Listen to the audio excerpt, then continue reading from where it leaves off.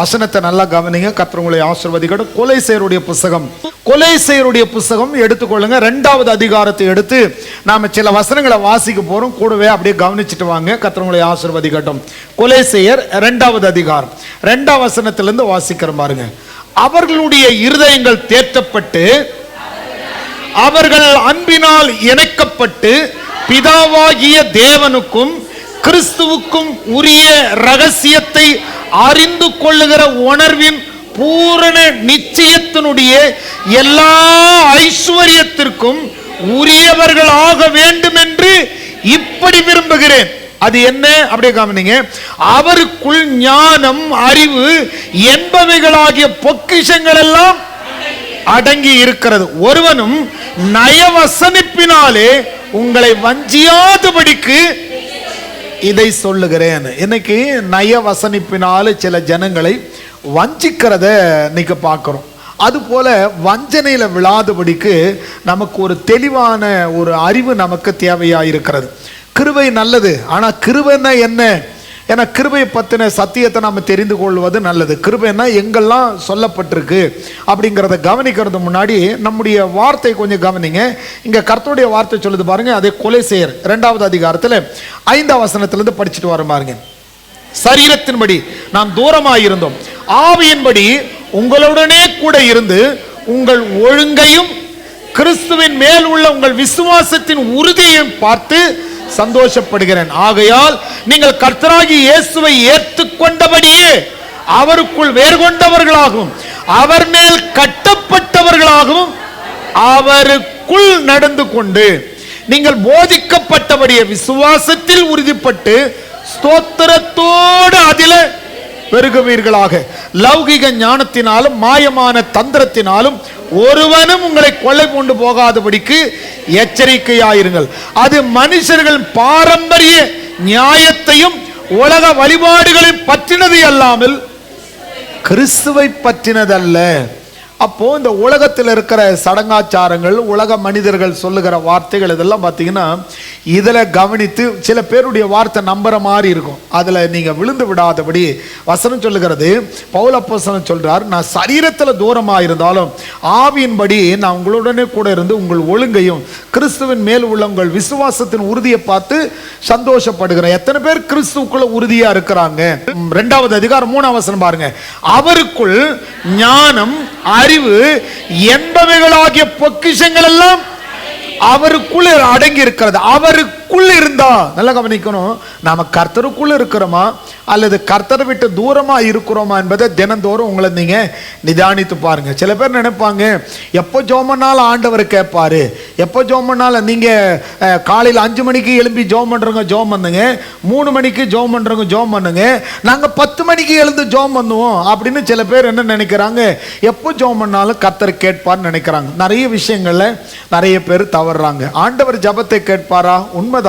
ஆனா நிர்விசாரமான ஜெபத்துக்கு தேவன் பதில் கொடுக்கிறவர் அல்ல. வேதத்தில் எடுத்து படிச்சு பார்த்தீங்கன்னா சில காரியங்களுக்கு போறதுக்கு முன்னாடி 1 தீமோத்தேயுடைய புஸ்தகம் 6வது அதிகாரத்துக்கு வந்துருங்க. 1 தீமோத்தேயுடைய புஸ்தகம் 6வது அதிகாரத்தை திருப்பி கொள்ளும். 6வது அதிகாரத்தை எடுத்தவங்க 20-21 பாருங்க.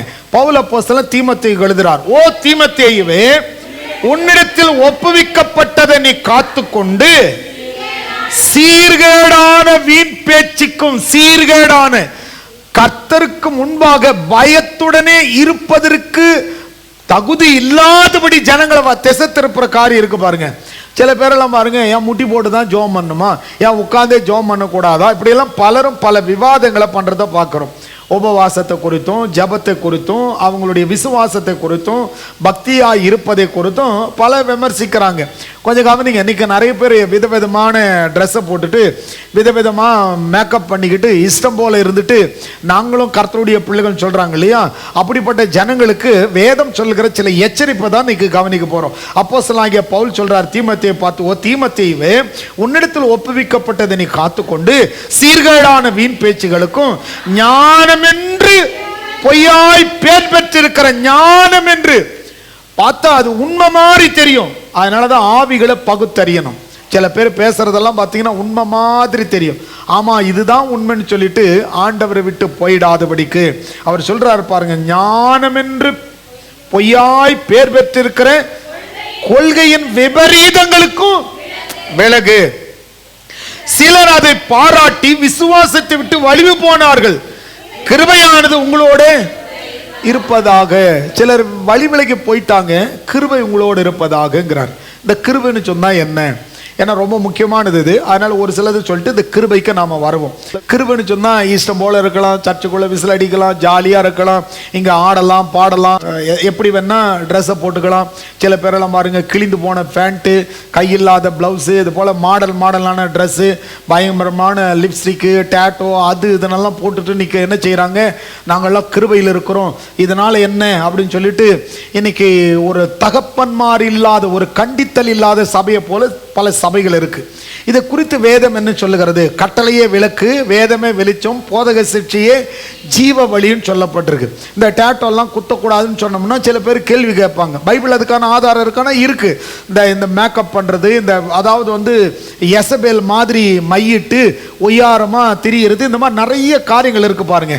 இது எல்லாம் கண்டித்து தான் திருச்சபையை கொண்டு வரணும். திருச்சபைன்னு சொன்னா இஷ்டம் போல இருக்கிறதல்ல. இது நாம் எப்படி இருந்தா என்ன, கடவுள் உள்ளத்தை தானே பார்க்கிறாரு அப்படின்னு சில பேர் சொல்றாங்க. ஆனா நல்லா கவனிங்க, தேவனுக்கு முன்பாக ஆவியிலும் ஆத்மாவிலும் சரீரத்திலும் இந்த மூணு காரியத்தை குறித்து நமக்கு ஜாக்கிரதை தேவை.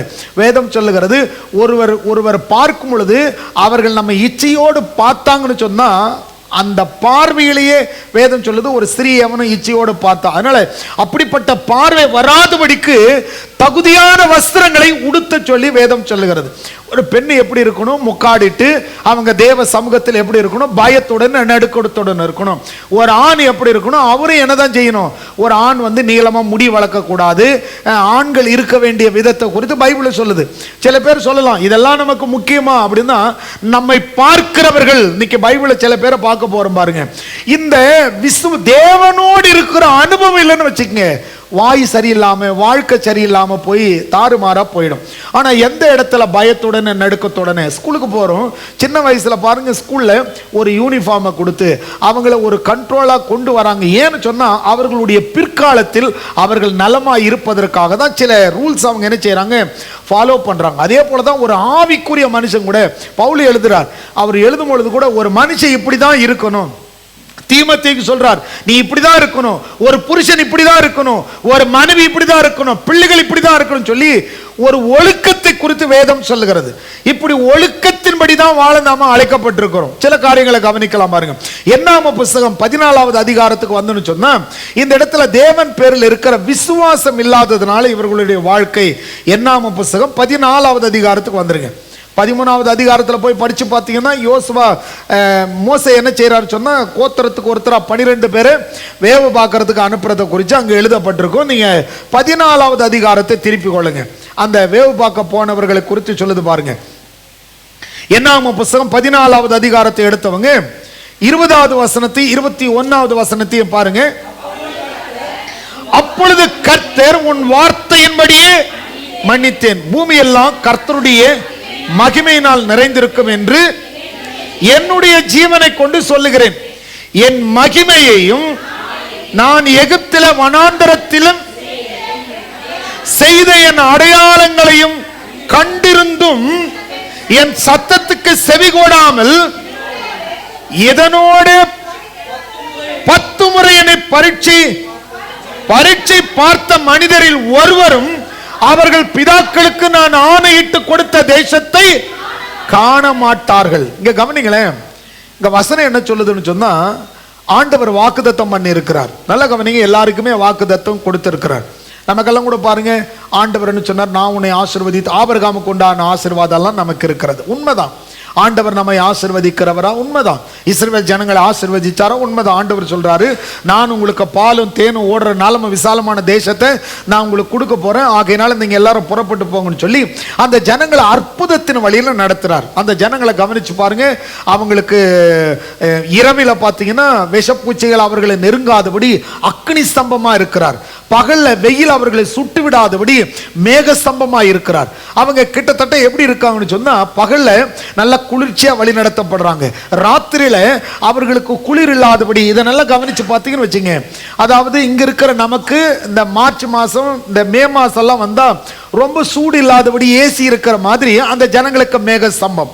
அதாவது நைட்ல பாத்தீங்கன்னா அந்த ஊட்டியில் இருக்கிறவங்க எல்லாம் பாருங்க வீட்டில் விறகு போட்டு தீ போட்டிருப்பாங்க, ஏன்னா அந்த குளிர்னால அவங்க பாதிக்கப்படாதபடி. அப்படி ஆண்டவர் அவர்களுக்கு குளிர்ல மேகஸ்தம் அக்னி ஸ்தம்பம், அந்த வெயில் அவர்களுக்கு மேகஸ்தம்பம், அவங்களை அப்படி ரொம்ப கம்ஃபர்ட்டா அந்த ஜனங்களை ரொம்ப நேர்த்தியா வழி நடத்துகிறார். கவனிங்க, நம்மளையும் கூட ஆண்டவர் அது போலதான் அவர் ரத்தம் சிந்தி மீட்டெடுத்து சுவிசேஷத்தை நமக்கு போதித்து ரட்சித்து நம்மை ஆண்டவர் கிருபையாய் வழி நடத்துகிறார். இந்த வழி நடத்துதல நாம எப்படி இருக்கிறோம்? இந்த இஸ்ரவேல் ஜனங்கள் அநேக அற்புதத்தை கண்டாங்க, நீங்களும் நானும் நிறைய அற்புதங்களை பார்த்திருக்கிறோம், பெற்று இருக்கிறோம், நல்லது. ஆனா நாம எப்படி இருக்கிறோம்? இந்த இஸ்ரவேல் ஜனங்களை பார்த்தீங்கன்னா 12 பேர் வேவு பார்க்க போன இடத்துல 10 பேர் என்ன செய்தானுங்க சொன்னா அந்த இடத்தை பார்த்தானுங்க. 12 பேரும் பார்த்தாங்க, ஆனா 10 பேருடைய பார்வை எப்படி இருந்தது அப்படி சொன்னா ஆண்டவர் இவர்களை குறித்து எழுதுற பாருங்க. இந்த ஜனங்களால 22 பாருங்க, என் மகிமையும் நான் எகிப்திலும் வனாந்திரத்திலும் செய்த என் அடையாளங்களையும் கண்டிருந்தும் என் சத்தத்துக்கு செவி கோடாமல் எதனோட 10 முறை என்னை பரீட்சித்து பார்த்த மனிதரில் ஒருவரும் அவர்கள் பிதாக்களுக்கு நான் ஆணையிட்டு கொடுத்த தேசத்தை காண மாட்டார்கள். எனக்கு கோபம் உண்டாக்கினவர்களில் ஒருவனும் அதை காண மாட்டார்கள். என்னுடைய தாசனாகிய காலேப்பு வேறு ஆவி உடையவனாய் இருந்தபடியினாலும் உத்தமமாய் என்னை பின்பற்றி வந்தபடியினாலும் அவன் போய் வந்த தேசத்தில் அவனை சேர பண்ணுவேன். இங்க கவனிங்களேன், காலேப்பு வேறே ஆவிய உடையவன். கூட்டமா இருந்தவங்களுக்கு மத்தியில, நிர்விசாரமா இருந்தவர்களுக்கு மத்தியில காலேப்பு வேறே ஆவிய உடையவன். இன்னைக்கு கவனித்துக் கொள்ளுங்க, இன்னைக்கு உலகத்தில் அநேக கிறிஸ்தவர்கள் இருக்கிறார்கள், அவர்கள் மத்தியில் நாம வேறே ஆவிய உடையவர்களா இருக்கிறோமா? வசனம் சொல்லுது பாருங்க, ரொம்ப கவனிக்க வேண்டியது. உத்தமமாய் என்னை பின்பற்றினவன், உத்தமமாய் ஆண்டவரை உத்தமமாய் பின்பற்றுவது எப்படி? ஆலை ஆராதனை அசட்டை செய்யாதபடிக்கு கர்த்தரை தொழுது வாரத்தில் ஒரு நாள் கூட ஒழுங்கா சபையில உட்கார்ந்து வார்த்தையை கேட்க முடியலன்னா எப்படி? சில பேருக்கு பாருங்க கரெக்டா ஞாயிற்றுக்கிழமை சுகம் இல்லாம ஆயிடுது. நம்ம சர்ச்சிலே நிறைய பேருக்கு கரெக்டா திங்கக்கிழமை ஆச்சுன்னா வேலைக்கு போயிடுறாங்க, அன்னைக்கு சுகம் ஆயிடுறாங்க. இது எப்படின்னு எனக்கும் ஒன்றும் புரியல. இது நிறைய பேர் கூட கொஞ்சம் கவனிங்க, இது நம்முடைய வாழ்க்கையினுடைய ஆரோக்கியத்திற்கு, தெய்வீக வாழ்க்கைக்கு அது நல்லதல்ல. நீங்க ரொம்ப தப்பு பண்றீங்க. உங்களுக்கு முக்கியத்துவம் எங்கதான்? சபைதான் முக்கியம். சபையில சின்ன வயதுல இருந்த குழந்தைகளை வளர்க்கிற விதத்துல சபையில வந்தா நீங்க வீட்டுல இருந்து சொல்லி கூட்டிட்டு வரணும், பிரசங்கத்தை கேட்கணும். இங்க வந்தா குழந்தைக்கு பிஸ்கெட்டு ஸ்நாக்ஸ் எல்லாத்தையும் ஊட்டிட்டு இருக்கிறத விட வசனத்துல கொஞ்சம் தயவு செய்து கவனிங்க. ஒரு 3 மணி நேரம் இங்க நாம உட்கார்றோம், ஒரு 1 மணி நேரம் கர்த்தருடைய வார்த்தை கேட்கிறோம். வசனம் சொல்லுது, சின்ன வயதுல அவனுக்கு நீங்க என்ன கற்றுக் கொடுக்கிறீங்களோ அதை அவன் முதிர் வயது வரையிலும் அவன் என்ன செய்திருவான்? விடாதிருப்பான், விட்டு விடாதிருப்பான்னு வசனம் சொல்லுகிறது. கொஞ்சம் கவனிங்க, ஆசீர்வாதம் நல்லது எப்படி வரும்? இன்னைக்கு பாலும் தேனும் ஓடுகிற தேசம் நல்லது, அதை கர்த்தர் வாக்கு பண்ணினார். அது எப்படி பெற முடியும்? வாய்க்கு வந்தபடி பேசிக்கிட்டு அங்க ஏனாக்கியர் இருக்கிறாங்க, ராட்சதர் இருக்கிறாங்க, இது பொல்லாத ஆட்சியில் இருக்கிறோம், சிஎம் இப்படி, பிரதமர் இப்படி, மக்கள் இப்படி, இதை பேசுவதற்கு நாம் அழைக்கப்படல. நல்ல கவனிங்க, சில பேர் கூப்பிடுவாங்க வாங்கலாம் நாம சேர்ந்து ஆர்ப்பாட்டம் பண்ணலாம், அதுக்கு நாம அழைக்கப்படல. ஆனா ஆண்டவருடைய பிள்ளைகளை கர்த்தருடைய சமூகத்தை நாம் எப்படி இருக்கிறோம், எப்படி நாம ஆண்டவரை தேடுறோம்? இங்க கவனித்து பாருங்க, யோசுவா ஆண்டவர் சொல்றார் இவன் அந்த தேசத்துக்குள்ள போவான், ஏன்னா இவன் வேற ஆவிய உடையவன், இவனுக்குள்ள கர்த்தரை தேடுகிற உணர்வு இருந்தது, கர்த்தர் மேல நம்பிக்கை இருந்தது. ஆனா இந்த ஜனங்க பரீட்சித்து பார்த்தாங்க, தூஷித்தாங்க. இன்னைக்கு நாம அது போல பரீட்சை பார்க்கிறோமா, தூஷிக்கிறோமா? அவன் உத்தமமாய் கர்த்தரை சேவித்தான், கொடுக்கிறதுல ஜெபிக்கிறதுல. எனக்கு எத்தனை கிறிஸ்தவங்க எப்படி இருக்கிறீங்க கொஞ்சம் கவனித்து பாருங்க. உங்க வீடுகளில் ஜபம் இருக்கா? குடும்ப ஜபம் இருக்கா? அதிகாலையில் எழுந்து இருக்கிறீங்களா? உங்களிடத்திலிருந்து, அதாவது இன்னைக்கு உலகத்தின் மக்கள் வழிவிலக பண்ணுகிற மக்கள் ஏராளம் உண்டு. எப்படி இஸ்ரவேல்ல கோத்திரத்துல ஒருத்தன் அனுப்புனா 10 பேர் துர்ச்செய்தி சொன்னார்களோ, அதே போல 10 பேர் துர்ச்செய்தியை சொன்ன அந்த மெஜாரிட்டி போல இன்னைக்கு இருக்கிறாங்க. யூடியூப்ல அதுல இதுல வந்து ஏதாவது ஒரு ஊழியக்காரர்களை குறை பேசிட்டு இதெல்லாம் கவனிச்சிட்டு இருக்காதீங்க. கர்த்தருக்கு ஸ்தோத்திரம். நல்ல வசனத்தை கவனிங்க. யோசேப்பை போல, இது காலேப்பை போல வேறே ஆவிய உடையவர்களா இருந்த 24 வசனம் சொல்லுது பாருங்க, என்னுடைய தாசனாகிய காலேப் வேறே ஆவிய உடையவனா இருந்தபடியினாலும் உத்தமமா என்னை பின்பற்றி வந்தபடியினாலும் அவன் போய் வந்த தேசத்தில் அவனை சேர பண்ணுவேன். அவன் போய் சேருவான். அதுக்கப்புறம் சொல்றாரு பாருங்க, அவன் போய் சேர்றது மட்டுமல்லாமல் அவன் சந்ததியார் அதை சுதந்திரித்து, அவன் மட்டும் இல்லாம அவனுடைய பிள்ளைகள் எல்லாம் அந்த தேசத்துல போய் சுதந்திரித்து அவங்க சந்தோஷமா இருப்பாங்கன்னு சொல்றாரு. ஆனா கவனித்துக் கொள்ளுங்களேன், எப்பவுமே நம்முடைய வாழ்க்கையில உயிர் மீட்சி அடையணும்னா வேற ஆவி உடையவர்களா இருக்கணும். 30வது வசனத்தை பாருங்க. எப்புனோரின் குமாரனாகிய காலேபும் நூனின் குமாரனாகிய யோசுவாவை தவிர மற்றவர்களாகிய நீங்கள் நான் உங்களுக்கு குடியேற்றுவேன் என்று ஆணையிட்டு கொடுத்த தேசத்தில் பிரவேசிப்பதில்லை. ஏன் அவங்க பிரவேசிக்கிறது இல்லைன்னு சொன்னா அவங்களுடைய வாய் சரியில்லை, அவங்களுக்கு தேவன் மேல நம்பிக்கை இல்லை. அந்த தேவன் மேல நம்பிக்கை இல்லாம என்னெல்லாம் பேசினாங்க தெரியுமா? போய் பாருங்க, 12 பேரும் மொத்தமா பேசும்பொழுது நல்லா தான் இருந்தது அவங்க வார்த்தை. என்னாம் புஸ்தகம் 13வது அதிகாரத்துக்கு வாங்க. என்னாம் புஸ்தகம் 13வது அதிகாரத்தில் 25வது வசனத்தை பாருங்க. அவர்கள் தேசத்தை சுற்றி பார்த்து 40 நாள் சென்ற பின்பு திரும்பினார்கள். அவர்கள் பாரான் வனாந்திரத்தில் இருக்கிற காதேசுக்கு வந்து மோசே ஆரோன் என்பவர்களிடத்தில் இஸ்ரவேல் புத்திரராகிய சபையார் எல்லாரிடத்தில் சேர்ந்து அவர்களுக்கும் சபையார் அனைவருக்கும் சமாச்சாரத்தை அறிவித்து தேசத்தின் கனிகளை அவர்களுக்கு காண்பித்தார்கள். பாருங்க, அங்கிருந்து கொண்டு வந்தாங்க. கொண்டு வந்து தேசத்தின் ஜனங்களுக்கு காட்டுறாங்க. அவர்கள் மோசையை நோக்கி, நீர் எங்களை அனுப்பின தேசத்துக்கு நாங்கள் போய் வந்தோம், அது பாலும் தேனும் ஓடுகிற தேசம்தான். நாங்க சொல்றாங்க, ஆண்டவர் சொன்னார் இல்லையா, பாலும் தேனும் ஓடுகிற தேசத்தை உனக்கு கொடுப்பேன்னு சொல்லிட்டு, அதனால பார்த்துட்டு சொல்றாங்க, ஆமாங்க அந்த தேசம் பாலும் தேனும் ஓடுகிற தேசம் தான். ஆனாலும் அந்த தேசத்தில் இருக்கிற, அந்த தேசத்தில் குடியிருக்கிற ஜனங்கள் யாவரும், இங்க பாருங்க இவங்களுடைய வார்த்தை பாருங்க இங்க எப்படி இருக்குன்னு. ஆனாலும் அந்த தேசத்தில் குடியிருக்கிற ஜனங்கள் பலவான்கள், பட்டணங்கள் அரணிப்பானவர்களும் மிகவும் பெரியவர்களுமாய் இருக்கிறது. அங்கே ஏனாக்கின் குமாரரை கண்டோம். அமலேக்கியர் தென்புறமான தேசத்தில் குடியிருக்கிறார்கள். ஏத்தியரும் எபூசியரும் எமோரியரும் மலைநாட்டில் குடியிருக்கிறார்கள். கானானியர் கடல் அருகேயும் யோர்தான் அண்டையிலும். இங்க கவனிங்க, யார் எங்க இருக்கிறாங்கன்னா பார்க்க சொன்னார் ஆண்டவர். இந்த 12 கோத்திரத்துக்கு எதுக்கு அனுப்புனாரு? நாம சபைக்கு வர நாம ஆண்டவரை பார்க்கிறோமா அல்லது அடுத்தவங்களை பார்க்கிறோமா?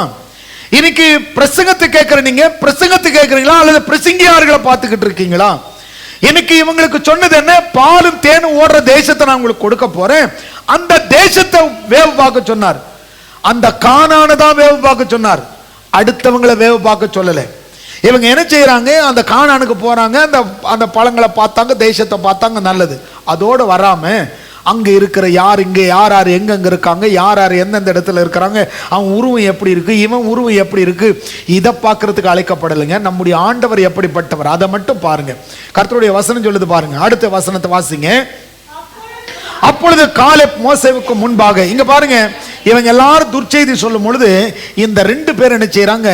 இவங்களை அடிக்கிட்டு இவங்க முன்னாடி வராங்க. இவங்க என்ன சொல்றாங்கன்னா, அதை விடுங்க அப்படின்னு சொல்லிட்டு இவங்க பேசுறாங்க. இந்த 10 பேர் அவன் இங்க இருக்கிறான், இவங்க இருக்கிறான். இந்த நல்ல கவனிங்க, உங்களுடைய வாழ்க்கையில கூட இந்த மாதிரி குறை சொல்ற ஆட்களுடைய பிரசங்கங்களை தயவு செய்து கவனிக்காதீங்க. இங்கு என்ன சொல்லப்படுதோ கவனிங்க. உங்களுடைய வாழ்க்கையிலும் கூட அது போல நிர்விசாரங்கள் வராதபடி பார்த்து கொள்ளுங்க. வாசிக்கலாம் பாருங்க. அப்பொழுது காலேப் மோசேவுக்கு முன்பாக ஜனங்களை அமர்த்தினா எல்லாரையும் பார்த்து, ஏங்க சும்மா இருங்க, கொஞ்ச நேரம் சும்மா இருங்க அப்படின்னு சொல்லிட்டு அந்த 10 பேரையும் வாய அடைக்கிறான். கொஞ்சம் சும்மா இருங்க அப்படின்னு சொல்லிட்டு ஜனங்கள் எல்லாரும் உட்கார சொல்லிட்டு அப்ப சொல்றான் பாருங்க, நாம் உடனே போய் அதை, இவங்களுடைய எண்ணம் பாருங்க எப்படி இருக்குது. நான் எத்தனை முறை வாசிச்சாலும் இதை பார்த்து உங்களுடைய மனம் மாறட்டும் பாருங்க. இவங்க சொல்றாங்க, நாம இப்போ போய் சுதந்திரித்துக் கொள்ளலாம், ஏன்னா நம்முடைய ஆண்டவர் பெரியவர். ஆனா அவங்களுக்கு பாருங்க, அவங்களுக்கு அங்க யார் இருக்கிறான், இங்க யார் இருக்கிறான், இதை தான் பேசிக்கிட்டு இருக்கிறாங்க. அப்போ சொல்றான் பாருங்க, உடனே போய் அதை சுதந்திரித்துக் கொள்வோம், நாம் அதை எளிதா ஜெயித்து கொள்ளலாம் என்றான். அவனோடு கூட போய் வந்த மனிதரோ, நாம் போய் அந்த ஜனங்களோட எதிர்க்க நம்மாலே கூடாது, அவர்கள் நம்மை பார்க்கிற பலவான்கள் என்றார்கள். இவங்க தங்களுடைய சரீரத்தை பார்த்தாங்களே ஒழிய தேவனை பார்க்கல.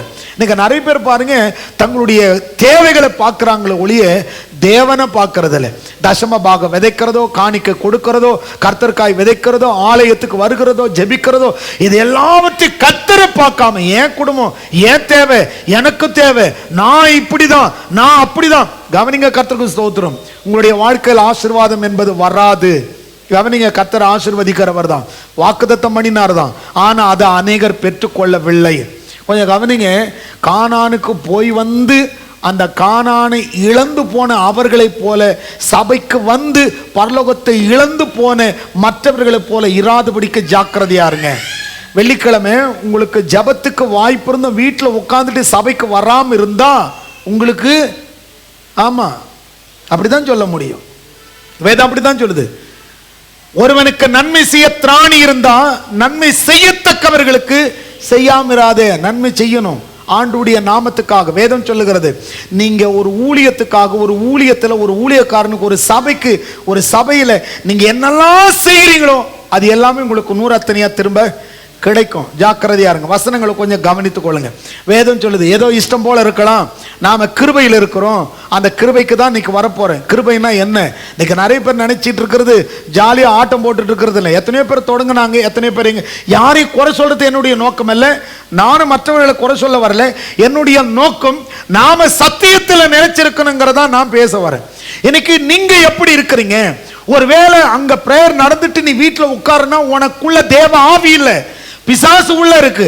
இங்க பாருங்க, இந்த 12 பேர் போனவங்கள 10 பேருக்குள்ள பொல்லாத ஆவி இருந்ததுனாலதான் அவன் இப்படி, இவன் இப்படி, அங்க இப்படி, அது எப்படின்னு சொல்லிட்டு என்ன பார்க்க சொன்னாரு. இவங்க என்னத்தை பார்த்துட்டு வந்தாங்க? அந்த அவன் அதை மட்டும் பார்க்காம அந்த மலை நாட்டில் எங்க இருக்கிறாங்க, இந்த ஆத்து படிச்சு பார்த்தோம்னா ரொம்ப சுவாரஸ்யமா இருக்குமாறு. அமலேக்கியர் தென்புறத்து தேசத்தில் குடியிருக்கிறார்கள், ஏத்தியரும் எபூசியரும் எமோரியரும் மலைநாட்டில் குடியிருக்கிறார்கள், கானானியர் கடல் அருகேயும் யோர்தானி. இதெல்லாம் கேட்டாங்களா? யோசிச்சு பாருங்க. நிறைய பேர் பாருங்க, அவங்க சரியில்லை, இவங்க சரியில்லை, அவங்களை பிடிக்கல, இவங்களை பிடிக்கல. கர்த்தருக்கு ஸ்தோத்திரம். ஜாக்கிரதையா இருங்க, ஜாக்கிரதையா இருங்க. மனம் திருந்துங்க. காலம் கடைசி காலமா இருக்கு. மனம் திருந்தி சுவிசேஷத்தில் நம்பிக்கை வைங்க. மனம் திரும்பாத பட்சத்தில் ஆசீர்வாதத்துக்குள்ள நுழைய முடியாது. என்னையோடு உங்களுடைய சுபாவத்தை மாற்றுங்க. பகையோடு இருக்கிறது, பேசாம இருக்கிறது, ஆலயத்தை அலட்சியப்படுறது, நிர்விசாரமா இருக்கிறது, ஞாயிற்றுக்கிழமை சொந்த வேலையை செய்யறது, ஊருக்கு போறது பிளான் பண்றது, ஏதாவது ஒன்று ஆயிட்டா ஞாயிற்றுக்கிழமை. என்னது இது? நல்லா கவனித்துக் கொள்ளுங்க. ஜாக்கிரதையா இருங்க. இது கர்த்தருக்குரிய நாள். இந்த நாள்ல ஊழியம் முடிஞ்சதா, ஆராதனை முடிஞ்சதா, வீட்டில் போயிட்டு சுவிசேஷம் யாருக்காகிலும் சொல்ல போங்க. யாருக்காகிலும் ஆண்டவர் கர்த்தருக்கு ஊழியம் செய்யுங்க. அதனால் உங்களுக்கு ஆசீர்வாதம் உண்டு. இன்னைக்கு கொஞ்சம் கவனிச்சுட்டு வாங்க. ரொம்ப முக்கியமான சம்பவத்தை பேச போறேன், அதனால கொஞ்சம் கவனிச்சுட்டு வாங்க. இந்த 14வது அதிகாரத்தை திருப்பிங்க. என்னாகும் புஸ்தகம் 14வது அதிகாரம். ரொம்ப வருத்தமா தான் இருக்கும், வேற வழி கிடையாது. திருந்துனா நல்லது, திருந்தலன்னா ரொம்ப கஷ்டம். உலகத்தான் தான் திருந்தாம குடிகாரனா கொள்ளக்காரனா இருக்கிறான்னு சொன்னா, சபையில வந்துட்டும் திருந்தாம கோபக்காரனா அல்லது கோபக்காரியா அல்லது ஆண்டவரை தேடாதவர்களா நிர்விசாரமா இருந்தீங்கன்னு சொன்னா, கவனிங்க, வேதம் சொல்லுகிறது. நிறைய சம்பவத்தை சொல்லலாம். 10 கன்னிகைகளை குறித்து படிக்கிறோம். 5 கன்னிகைகள் ஆயத்தமா இருந்தாங்க, மணவாளனுக்குள்ளே பிரவேசித்தாங்க. அடுத்த 5 கன்னிகைகள் ஆயத்தம் இல்லை, ஆனா அவங்களோட தான் இருந்தாங்க. நீங்க சபையில தான் இருக்கிறோம், ஆனா எப்படி இருக்கிறோம் கவனித்துக் கொள்ளுங்க. வாசிக்கலாம் பாருங்க. என்னாகும் புஸ்தகம் 14வது அதிகாரம் 37வது வசனம். சபையார் எல்லாரும் அவனுக்கு விரோதமாய் முறுமுறுத்தபடி அந்த துர்ச்செய்தி சொன்னவர்களாகிய அந்த மனிதர் கர்த்தருடைய சன்னதியினால் வாதையினால் செத்தார்கள். அவ்வளவுதான். அந்த 10 பேரும் செத்தே போயிட்டாங்க. அவங்க யாரும் அந்த தேசத்துக்குள்ள போகல. நல்லா கவனிங்க. கர்த்தருங்களை ஆசீர்வதிக்கட்டும். யாரையும் யாரும் மிரட்டல, யாரையும் கோபப்படுத்தல. சத்தியத்தை அறிந்து கொள்ளுங்க. நாம கர்த்தருக்குள்ள இருக்கிறோம், நாம் எப்படி வாழ்றோம். அடுத்து பாருங்க. தேசத்தை சுற்றி பார்க்க போன அந்த மனிதரில் நூனின் குமாரனாகிய யோசுவாவும் எப்புனேயின் குமாரனாகிய காலேபும் மாத்திரம் போயிட்டு வந்த 12 பேர்ல 10 பேர் என்ன செய்தாங்க? ரொம்ப கஷ்டமான சூழ்நிலை பாருங்க. 10 பேர் வாதையினால அதே இடத்துல செத்து போனாங்க. ஆனா கர்த்தருடைய பிள்ளைகளை கவனித்துக் கொள்ளுங்க. தேவனாகிய கர்த்தருங்களை ஆசீர்வதிக்கட்டும். இன்னைக்கு நிறைய பேர் நினைக்கிறது என்ன தெரியுமா? நாங்க கிருபையில் இருக்கிறோம், கர்த்தர் கிருபை கொடுத்திருக்கிறாரு. நிறைய கிருபை பத்தி நிறைய பாட்டு பாடுறோம். இந்த கிருபை பாடிட்டு நாம் என்ன செய்யறோம்? லேட்டா போனாலும் நல்லது, நிர்விசாரமா இருந்தாலும் நல்லது, மாசத்துக்கு ஒரு முறை போனாலும். சில பேர் இருக்காங்க பாருங்க, திருவிருந்துக்கு வருவாங்க, அதுக்கப்புறம் ஆள் வரமாட்டாங்க. ஒரு சிலர் இந்த மாதிரி வாழ்க்கையில நிர்விசாரம். சில பேர் ஞாயிற்றுக்கிழமை மட்டும் வருவாங்க. நல்லா கவனிங்க. ஆலயத்துக்கு வராம வீட்டில் இருந்தீங்க என்னங்க வச்சுக்கோங்க. ஆலயத்துக்கு வராம ஆண்டவரை தேடாம நிர்விசாரத்தை, நான் வீட்டிலேயே ஜோம் பண்ணிக்கிறேன் பிரதர், நான் வீட்லேயே ஆண்டவரை தேடுறேன் பிரதர். நிறைய பேர் இப்படி எல்லாம் இருந்தாங்க. கவனிங்க. எந்த ஒரு ராஜ்யம் தனித்திருந்தால் அந்த ராஜ்யம் நிலைத்திருக்க மாட்டாது. எனக்கு யாருடைய ஆலோசனை தேவையில்லை அப்படின்னு நினைச்சீங்கன்னா, ஆலோசனை இல்லாத சங்கம் சீர்கெட்டு போகும். மனுஷனுக்கு செம்மையாய் தோன்ற வழி உண்டு, அதனுடைய முடிவோ மரணம். ஜாக்கிரதையா இருங்க. கொஞ்சம் மக்களோடு ஐக்கியப்பட்டு ஆண்டவரை தேடுங்க. கொஞ்சம் பேர் மத்தியில உங்களால் ஐக்கியப்பட முடியல அப்படி சொன்னா நீங்க அநேகர் இருக்கிற அந்த பரலோக ராஜ்யத்துக்குள்ள நுழையவே முடியாது. கொஞ்சம் கவனித்துக் கொள்ளுங்க. கர்த்தர் உங்களை ஆசீர்வதிக்கட்டும். நீதிமொழிகளுடைய புஸ்தகம், நீதிமொழிகளுடைய புஸ்தகத்தை திருப்பிக் கொள்ளுங்க. நீதிமொழிகள் 8வது அதிகாரம் 17வது வசனத்தை வாசிக்கலாம். நீதிமொழிகள் 8:17 ஒருத்தர் படிங்க. இங்க வசனம் சொல்லுகிறது பாருங்க, என்னை சிநேகிக்கிறவர்களை நான் சிநேகிக்கிறேன், அதிகாலையில் என்னை தேடுகிறவர்கள். ஒவ்வொருடைய வாழ்க்கையில் இருக்கட்டும் அதிகாலையில் எழுந்து ஜெபிக்கிற அனுபவம், அதிகாலையில் எழுந்துக்கிற அனுபவம் உங்களுடைய வாழ்க்கையில் இருக்கட்டும். வசனம் சொல்லுகிறது உங்க வாழ்க்கையில் இருக்கிற தரித்திரம் மாறணும்னு சொன்னா வீட்டில் அதிக நேரம் தூங்காதீங்க. வேதம் சொல்லுது உங்க வீட்டில் 6 மணிக்கு மேல தூங்குனீங்கன்னா உங்க வீட்டில் என்ன இருக்கும்? தரித்திரம் தான் இருக்கும். தரித்திரம் மாறணும்னு சொன்னா ஆண்டவர் கொடுத்துருவாருங்க. அவர் கொடுத்துருவாருங்க, அவர் கொடுத்துருவாரு. நான் கிருபையில் இருக்கிறேன், கொடுத்துருவாரு. கவனிங்க, வேதம் சொல்லுகிறது கர்த்தருடைய பிள்ளைகள் ஆண்டவரை எப்படி தேடுகிறோம், எப்படி தேடுகிறோம். இன்னைக்கு நிறைய ஜனங்களை பார்த்துட்டேன். இப்ப கொஞ்ச நாள்ல கூட நிறைய ஜனங்கள், எனக்கு தெரிஞ்ச நிறைய பேரை பார்த்து இருக்கிற பாருங்க, கிருபை கிருபைன்னு சொல்லிட்டு கிருபையை தப்பா புரிஞ்சுக்கிட்டாங்க. கிருபைன்னு சொன்னா என்ன? வேதம் சொல்லுகிறது இயேசு கிறிஸ்து கிருபையும் சத்தியமும் நிறைந்தவராய் நமக்குள்ள வாசம் பண்ணுகிறார். கிருபைன்னு சொன்னா கிருபை இருக்கு, ஆனா அந்த கிருபை ஒரு சிலர் நினைக்கிறது கிடையாது. நாம இங்க நிறைய நேரத்தில் போதிக்கிறோம் கிருபையும் சத்தியமும், கிருபையும் சத்தியமும் அப்படி சொல்லிட்டு நிறைய நேரத்தில் போதிக்கிற பாருங்க. நீதிமொழிகளை புஸ்தகத்தில் படித்தோம், அதிகாலையில் என்ன தேடுகிறவர்கள். நமக்கு இயேசு கிறிஸ்து ஒரு பெரிய முன் உதாரணம். எடுத்து வாசிங்க பார்க்கலாம். மார்க்குடைய புஸ்தகம் 1 அதிகாரத்தை திருப்பிக் கொள்ளுங்க. மார்க்குடைய புஸ்தகம் 1 அதிகாரத்துக்கு வாங்க. மார்க் 1 அதிகாரத்தை எடுத்து 35வது வசனத்தை வாசிங்க. அவர் அதிகாலையில், ஆமா ஒரு சிலருக்காக இது எழுதப்பட்டிருக்கு. அதிகாலைன்னு சொல்லி இருந்தா சில பேருக்கு புரியாது, அதனாலதான் இருட்டோட சூரியன் உதிக்கிறதுக்கு முன்னாடி அதிகாலைன்னு சொன்னா நீங்க எழுந்துக்கிற 8 மணியோ 10 மணியோ கிடையாது. அதிகாலை என்பது இருட்டோட. வேதத்தில் இயேசு கிறிஸ்து குறித்து சொல்லுது, அவர் அதிகாலையில் இருட்டோடு எழுந்து புறப்பட்டு வனாந்திரமான ஒரு இடத்திற்கு போனார், அங்கே ஜெபம் பண்ணினார். ஆண்டவரே ஜெபம் பண்ணினார்னா அவருடைய பிள்ளைகள் நாம அவரை நம்முடைய வாழ்க்கையில கூட ஜெபம் அதிக முக்கியமா இருக்கு. நீங்க கவனிச்சு பாருங்க, மரியாள் கூட நிறைய வசனங்களை காட்டலாம், ஆனா நான் நிறைய வசனத்துக்கு போகல, நமக்கு ரொம்ப நேரம் குறைவா இருக்கிறதுனால சில வசனங்களை நாம வாசிக்கணும். அதனால மார்க்குடைய புஸ்தகம் அதே 16வது அதிகாரத்துக்கு வந்துருங்க. மார்க்கு 16வது அதிகாரம் 9வது வசனத்தை படிச்சு பாருங்க. வாரத்தின் முதல் நாள் ஞாயிற்றுக்கிழமை, வாரத்தின் முதல் நாள் அதிகாலையிலே இயேசு எழுந்திருந்த பின்பு மகதலேனா மரியாளுக்கு முதல் தரிசனமானார். மகதலேனா மரியாள் கொடுப்பாருங்க, அதிகாலையில ஆண்டவரை தேடி அந்த இடத்துக்கு போனார். நம்முடைய வாழ்க்கையில கூட ஆண்டவரை தேடுகிற அனுபவம், அதிகாலையில கர்த்தரை தேடுவீர்களே ஆனால் கர்த்தர் உங்களுக்கு தரிசனமாவார். சரி, இதெல்லாம் ஒரு பக்கம் இருக்கட்டும். இப்ப கிருபைன்னு சொன்னா என்ன? கிருபைன்னு சொன்னா எவ்வளவு பேருக்கு இந்த கிருபைன்னு சொன்னா நிறைய பேர் சொல்லுவோம் இல்லையா, நிறைய பாட்டு பாடுறப்ப கூட பாடல, கிருபையில் வாழ்கிறேன், வாதைகளோ எதுவும் நம்ம என்ன செய்யாது அணுகாது, ஏன்னா நான் கிருபையில வாழ்றேன்.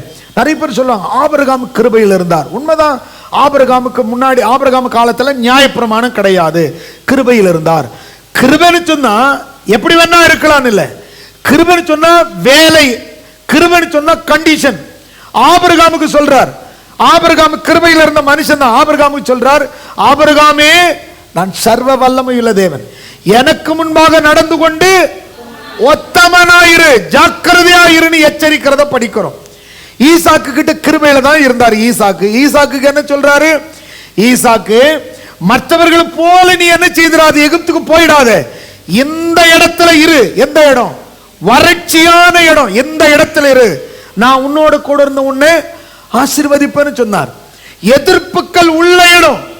அந்த அபிமெலேக்கும் அவனோடு சேர்ந்து அக்குசாந்த் எல்லாரும் எதிர்க்கிறாங்க, எதிர்ப்பு உள்ள இடம் தான். ஆனா ஆண்டவர் சொன்னார், நீங்க இரு, எதிர்ப்பை பார்த்து ஓடிடாத, நீங்க இருந்தா நான் உன்னை ஆசீர்வதிப்பேன்னு சொன்னார்.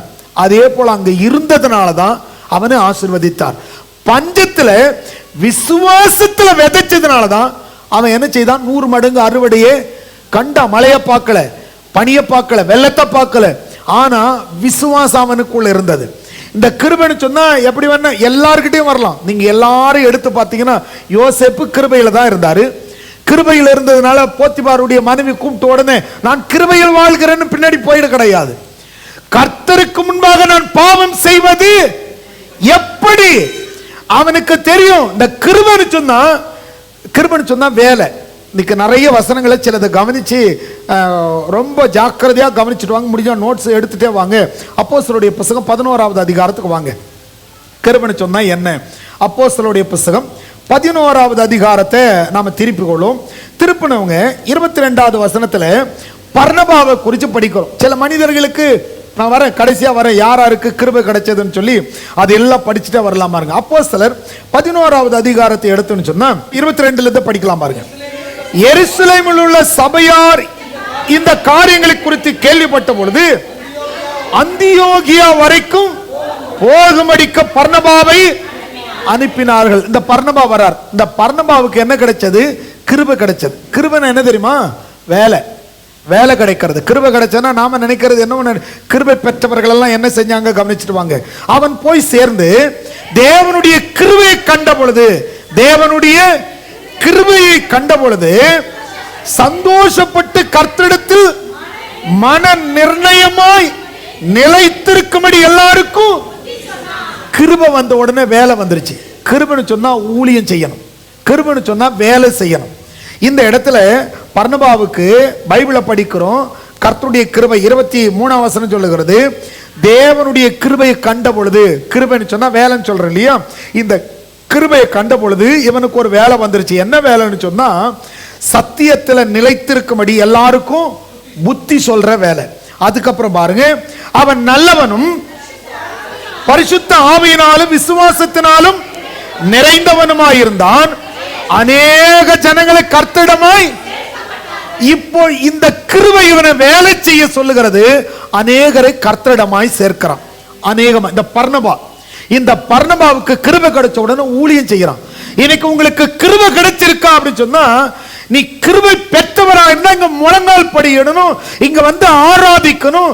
இந்த ஆராதனையை அலட்சியப்படுத்தாது இருக்கணும். அவங்க தான் கிருபை பெற்றவர்கள். ஒருவேளை உனக்கு கிருபை இருக்குன்னு சொன்னா அந்த கிருபை உன்னை சும்மா இருக்க விடாது. ஆலயத்துக்கு ஓடி வர சொல்லும், அந்நிய பாஷையில பேச வைக்கும், ஆவியில நிரம்ப வைக்கும், வேலை செய்யற இடத்துல யாருக்காக சுவிசேஷத்தை சொல்ல வைக்கும். ஏதாவது ஜனங்களை பார்த்து ஐயோ அந்த ஜனங்க நரகத்துக்கு போகிறாங்களே என்ற வேதனை, அவனுக்கு நீ சேவை செய், அவனுக்கு சுவிசேஷம் சொல்லுங்கிற அந்த வேலையை கொடுக்கிறது தான் கிருபை. இவன் என்ன செய்யறான் பாருங்க. இந்த பர்னபாவை குறித்து என்ன சொல்லுது பாருங்க. அவன் நல்லவனும், கிருபை வந்த உடனே அவன் எப்படி ஆயிடுறான்? நல்லவனும் பரிசுத்த ஆவியினாலும் விசுவாசத்தினாலும் நிறைந்தவனுமாயிருந்தான். அநேக ஜனங்களை கர்த்தரிடமாய் சேர்க்கப்பட்டார்கள். பின்பு பர்னபா சவுலை தேடும்படி, அடுத்து பாருங்க, இவன் என்ன செய்யறான்? இவன் ஊழியத்தை தொடர்கிறார். பர்னபா என்ன செய்யறார்? இந்த ஊழியத்தை செய்யணும், இந்த ஊழியத்தில் இன்னும் உற்சாகமாய் செய்யக்கூடிய ஆத்மாவை ஆதாயப்படுத்தணும் சொல்லி இவர் போயிட்டு தான் பவுலை கூட்டிட்டு வர்றார். இவர் போய் பவுலை கூட்டிட்டு வந்து இங்க பாருங்க. பின்பு பர்னபா சவுலை தேடும்படி தர்சுக்கு புறப்பட்டு போய் அவனை கண்டு அந்தியோகியாவுக்கு அழைத்து கொண்டு வந்து, வா நாம போய் ஊழியம் செய்யலாம். கிருபை பெற்றவங்க கவனிங்க. யார் கிருபை பெற்றவங்கன்னா இஷ்டம் போல ஆடிக்கிட்டு இஷ்டம் போல இருந்துக்கிட்டு கண்ட உடைய உடுத்திக்கிட்டு. இடையில கூட நான் ஒரு தடவை பார்த்து ரொம்ப வேதனையா இருந்தது. அவங்க ஒய்ஃப் அங்கங்கே கிழிஞ்சு போயிருக்கு தொடை. அதாவது வந்து கர்த்தருக்கு ஸ்தோத்திரம், விவரிக்க வேண்டாம்னு நினைக்கிறேன். வஸ்திரம் எல்லாம் கிழிஞ்சு போயிட்டு, கொஞ்சம் கவனிங்க, வஸ்திரத்தை கிழிச்சு விடுறவன் பிசாசு, வஸ்திரத்தை போட்டு விடுறது ஆண்டவர். அதனால கவனிங்க. இந்த பண்டிகை நாட்கள் வருது இல்லையா, திருப்பி நான் சொல்ல தேவையில்லைன்னு நினைக்கிறேன். கர்த்தர் உங்களை ஆசீர்வதிகள். சின்ன குழந்தையா இருந்தா கூட உலகத்தான் ஒரு பழமொழி சொல்லுவான், ஜான் பிள்ளை ஆனாலும்.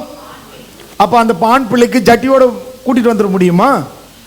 அந்த குழந்தைக்கு கூட என்ன செய்யணும்? ஒரு சிலர் பாருங்க கையில்லாத விதவிதமா இருக்கும். ஒரு நாள் ஒரு ட்ரெஸ் போட்டிருக்காங்க ஒரு குழந்தைக்கு, பாவாடைக்கும் மேல சட்டைக்கும் பெரிய கேப் இருக்கு, இதுக்கு மேல ஒரு பனியன் கிளாத் சும்மா ஏத்தி விட்டுருக்காங்க. கேட்டா குழந்தை தாங்க. கர்த்தருக்கு ஸ்தோத்திரம். அந்த குழந்தைய கூட குழந்தைய பார்க்கிறபடியா பிசாசு இன்னைக்கு உலகத்தின் ஜனங்களை வச்சிருக்கிறான். சில ஜனங்கள் செய்கிற, சில அக்கிரமக்காரர் செய்கிற செய்கைகளை கவனிச்சது இல்லையா? ஒரு சின்ன குழந்தை, அந்த குழந்தைக்கு ஒரு பெண்ணுக்கான அந்த அங்க அடையாளமே கிடையாது. ஆனாலும் பொல்லாத பிசாசுல பிடிக்கப்பட்ட மோசமான ஒரு விழுந்து போன உலகத்துல வாழ்றோம். இந்த உலகத்துல எப்படி உங்கள் பிள்ளைகளுக்கு உடைய உடுத்துறீங்க? ரொம்ப ஜாக்கிரதையா இருங்க. இது சின்ன குழந்தை தானே, இதுக்கு இன்னும் சின்ன குழந்தையானாலும் அது ஆண்டவருடைய பிள்ளை. நல்லா கவனிங்க, ஒரு குழந்தை பிறந்ததுன்னா குழந்தைய பார்க்க போற சொந்தக்காரனுக்கு எவ்வளவு அறிவு இருக்கு பாருங்க. வரும்பொழுதே குழந்தைக்கு என்ன செய்யறான்? ட்ரெஸ் கொண்டு வரான். அப்ப கவனிங்க, ஒரு சொந்தக்காரன் ட்ரெஸ் கொண்டு வரும்போது பெற்ற தாய் குழந்தைக்கு எப்படி ட்ரெஸ் போட்டு விடுறோம்? இந்த கை இல்லாதது, இங்க அங்க கட் பண்ணி விட்டது, ரொம்ப ஜாக்கிரதையா இருங்க. இதெல்லாம் உங்களுடைய வாழ்க்கையில நான் ஏற்கனவே சொல்லி இருக்கிறேன், திரும்ப உங்களுக்கு சொல்றேன். குழந்தை தானேன்னு குழந்தைய பார்க்காதீங்க. குழந்தையே தேவன் கொடுத்த கிருபை, தேவன் கொடுத்த ஒரு பொக்கிஷமா பாருங்க. பிள்ளைகள் கர்த்தரால் வரும் சுதந்திரம், தேவன் கொடுத்தது. அது சாதாரணமா ஏதோ எல்லாரும் பிள்ளைய பெற்றுறது போல பெற்றுட்டு நினைக்காதீங்க. உலகத்துல அநேகருக்கு பிள்ளை பிறக்கலாம், ஆனா பரிசுத்தவான்களுக்கு பிள்ளை பிறந்தா வேதம் என்ன தெரியுமா சொல்லுது? பரிசுத்தவானுடைய சந்ததின்னு சொல்லுது. அதனால கவனிங்க, உங்களுடைய சந்ததியை குறித்து ஒரு தெளிவு தேவை. இங்க பாருங்க, அப்போஸ்தலனாகிய இந்த பர்னபா செய்த காரியத்தை பாருங்க, 25வது வசனத்தை பாருங்க. பின்பு பர்னபா சவுலை தேடும்படி தர்ஷுக்கு புறப்பட்டு போய், அப்ப அவனுடைய வாழ்க்கையில பிரயாசம் ரொம்ப தூரம் கடந்து போய், சவுல இன்னைக்கு இருக்கிற மாதிரி ஒரு போன் போட்டு கூப்பிட முடியாது. அப்ப அவருடைய வாழ்க்கையில் அதற்காக பிரயாசப்பட்டு அவர் எங்க இருக்கிறார்னு தேடி போய் அவரை கூட்டிட்டு வர்ற அனுபவம். இவங்க 2 பேரும் சேர்ந்து என்ன செய்தாங்க தெரியுமா? வசனத்தை வாசிக்கலாம் பாருங்க. அவனை கண்ட பொழுது அந்தியோகியாவுக்கு சவுலை கூட்டிட்டு வர்றாரு. அப்படி கூட்டிட்டு வரும் பொழுது அவர்கள் 1 வருஷ காலமாய் சபையோட கூடியிருந்து கிருபை, இதான் கிருபை. இந்த கிருபை என்ன செய்தது? வேலை கொடுக்குது. சில பேர் சொல்றாங்க இல்லையா, ஊழியக்காரங்க கிருபை பெற்றவங்க ஏன் முழு நேரமா ஊழியம் செய்றீங்கன்னா, இந்த கிருபைங்கிறது வேலையை கொடுத்திருக்கிறது. இது ஒரு வேலை தான். ஊழியம் என்பது ஒரு வேலை. இது புரியாம சில பேர் என்ன செய்வாங்க, ஊழியக்காரர்களை கிண்டல் பண்ணிக்கிட்டு பேசிட்டு கிடப்பாங்க. நல்லா கவனிங்க, சுவிசேஷகர்கள் அவர்களுக்கு சபையை பத்தி தெரியாது, அதனால சபையை கிண்டல் பண்ணுவாங்க. சுவிசேஷ ஊழியம் பண்றவங்களுக்கு கேரல்ஸை பத்தியோ சபையில காணிக்கைகளை பத்தியோ தசம பாகங்களை பத்தியோ அவர்களுக்கு ஒன்றும் தெரியாது. அதனால அவங்க என்ன செய்வாங்க, உட்கார்ந்து விமர்சனம் பண்ணிட்டு இருப்பாங்க. எனக்கு தெரிஞ்ச ஒருத்தர் நம்ம கூட நல்ல பழக்கமானவர் கூட கேரல்ஸை கிண்டல் பண்ணி போட்டுட்டு இருந்தார். ஏன்? அவருக்கு சபை இல்லை. சபை இருந்தா அதனுடைய வழி தெரியும், அந்த ஜனங்களை போய் சந்திக்கணும்னு சொல்லியும் அதன் மூலமா அக்கம் பக்கத்தில் இருக்கிற ஜனங்களை சந்திக்க எப்படியாகிலும் சுவிசேஷம் போகணும். கொஞ்சம் கவனிங்க, அடுத்த வசனம் சொல்லுது பாருங்க. அடுத்த வசனம் ரொம்ப கவனிங்க, 26. அவர்கள் 1 வருஷ காலமாய் சபையோட கூடியிருந்து அநேக ஜனங்களுக்கு உபதேசம் பண்ணினார்கள். இவங்க 1 வருஷம் செஞ்ச ஊழியம் எப்படி பாத்தீங்களா? இவர்கள் 1 வருஷம் செஞ்ச ஊழியம் அந்த ஊரையை அசைக்கிறது. இங்க கவனிச்சு பாருங்க, முதல் அந்தியோகியாவிலே சீஷர்களுக்கு கிறிஸ்தவர்கள் பர்னபாவும் பவுலும் சேர்ந்து, பர்னபாவுக்கு கிருபை கிடைச்சது, பவுலுக்கு கிருபை கிடைச்சது. இந்த கிருபை இவர்களுக்கு வேலையை கொடுத்தது. இந்த வேலையால அந்த பட்டணமே இவர்கள் கிறிஸ்தவர்கள், முதல் கிறிஸ்தவர்கள் என்கிற பெயர் இவர்களை கொண்டுதான் வந்துச்சு. இன்னைக்கு நமக்கு கிறிஸ்தவர்கள் சொல்றாங்க இல்லையா? கொஞ்சம் கவனித்து பாருங்க, உங்களை பார்த்து கிறிஸ்தவங்கன்னு சொல்ல முடியுமா? இப்போ உதாரணத்துக்கு நீங்க வேலைக்கு போற இடத்துல, இப்ப யாரும் வேலைக்கு போறீங்க, இப்ப ஜெயஸ்ரீ சிஸ்டர் வேலைக்கு போறாங்க, அந்த வேலையில் இருக்கிற அவங்க சொல்லணும், இவங்க கிறிஸ்தவங்க. குடியிருக்கிற பகுதியில் இவங்க கிறிஸ்தவங்க, ஞாயிற்றுக்கிழமை வீட்டில இருந்து லேட்டா போவாங்க, இவங்க கிறிஸ்தவங்க, வெள்ளிக்கிழமை வீட்டில் இருப்பாங்க. அந்த பேர் வாங்கக்கூடாது. ஒவ்வொருத்தரையும் பார்த்தாலும், உதாரணத்துக்கு உங்களை பார்க்கறாங்கன்னு வச்சுங்க, அனு சிஸ்டரை பார்த்தா இவங்க கிறிஸ்தவங்க அப்படி சொல்லணும். அப்போஸ்தலர் 7வது அதிகாரத்தை திருப்பி கொள்ளுங்க. இந்த கிருபை அப்போஸ்தலர் 7:10 படிங்க பார்க்கலாம். தேவனோ அவனோடு கூட இருந்து எல்லா உபத்திரவங்களில் நின்றும் அவனை விடுவித்து எகிப்தின் ராஜாவாகிய பார்வோன் சமூகத்திலே, இது புரியுதா பார்த்தீங்களா? எகிப்தில பார்வோனுடைய கண்கள்ல யோசேப்புக்கு கிருபை கிடைச்சது. அப்படின்னா என்ன தெரியுமா?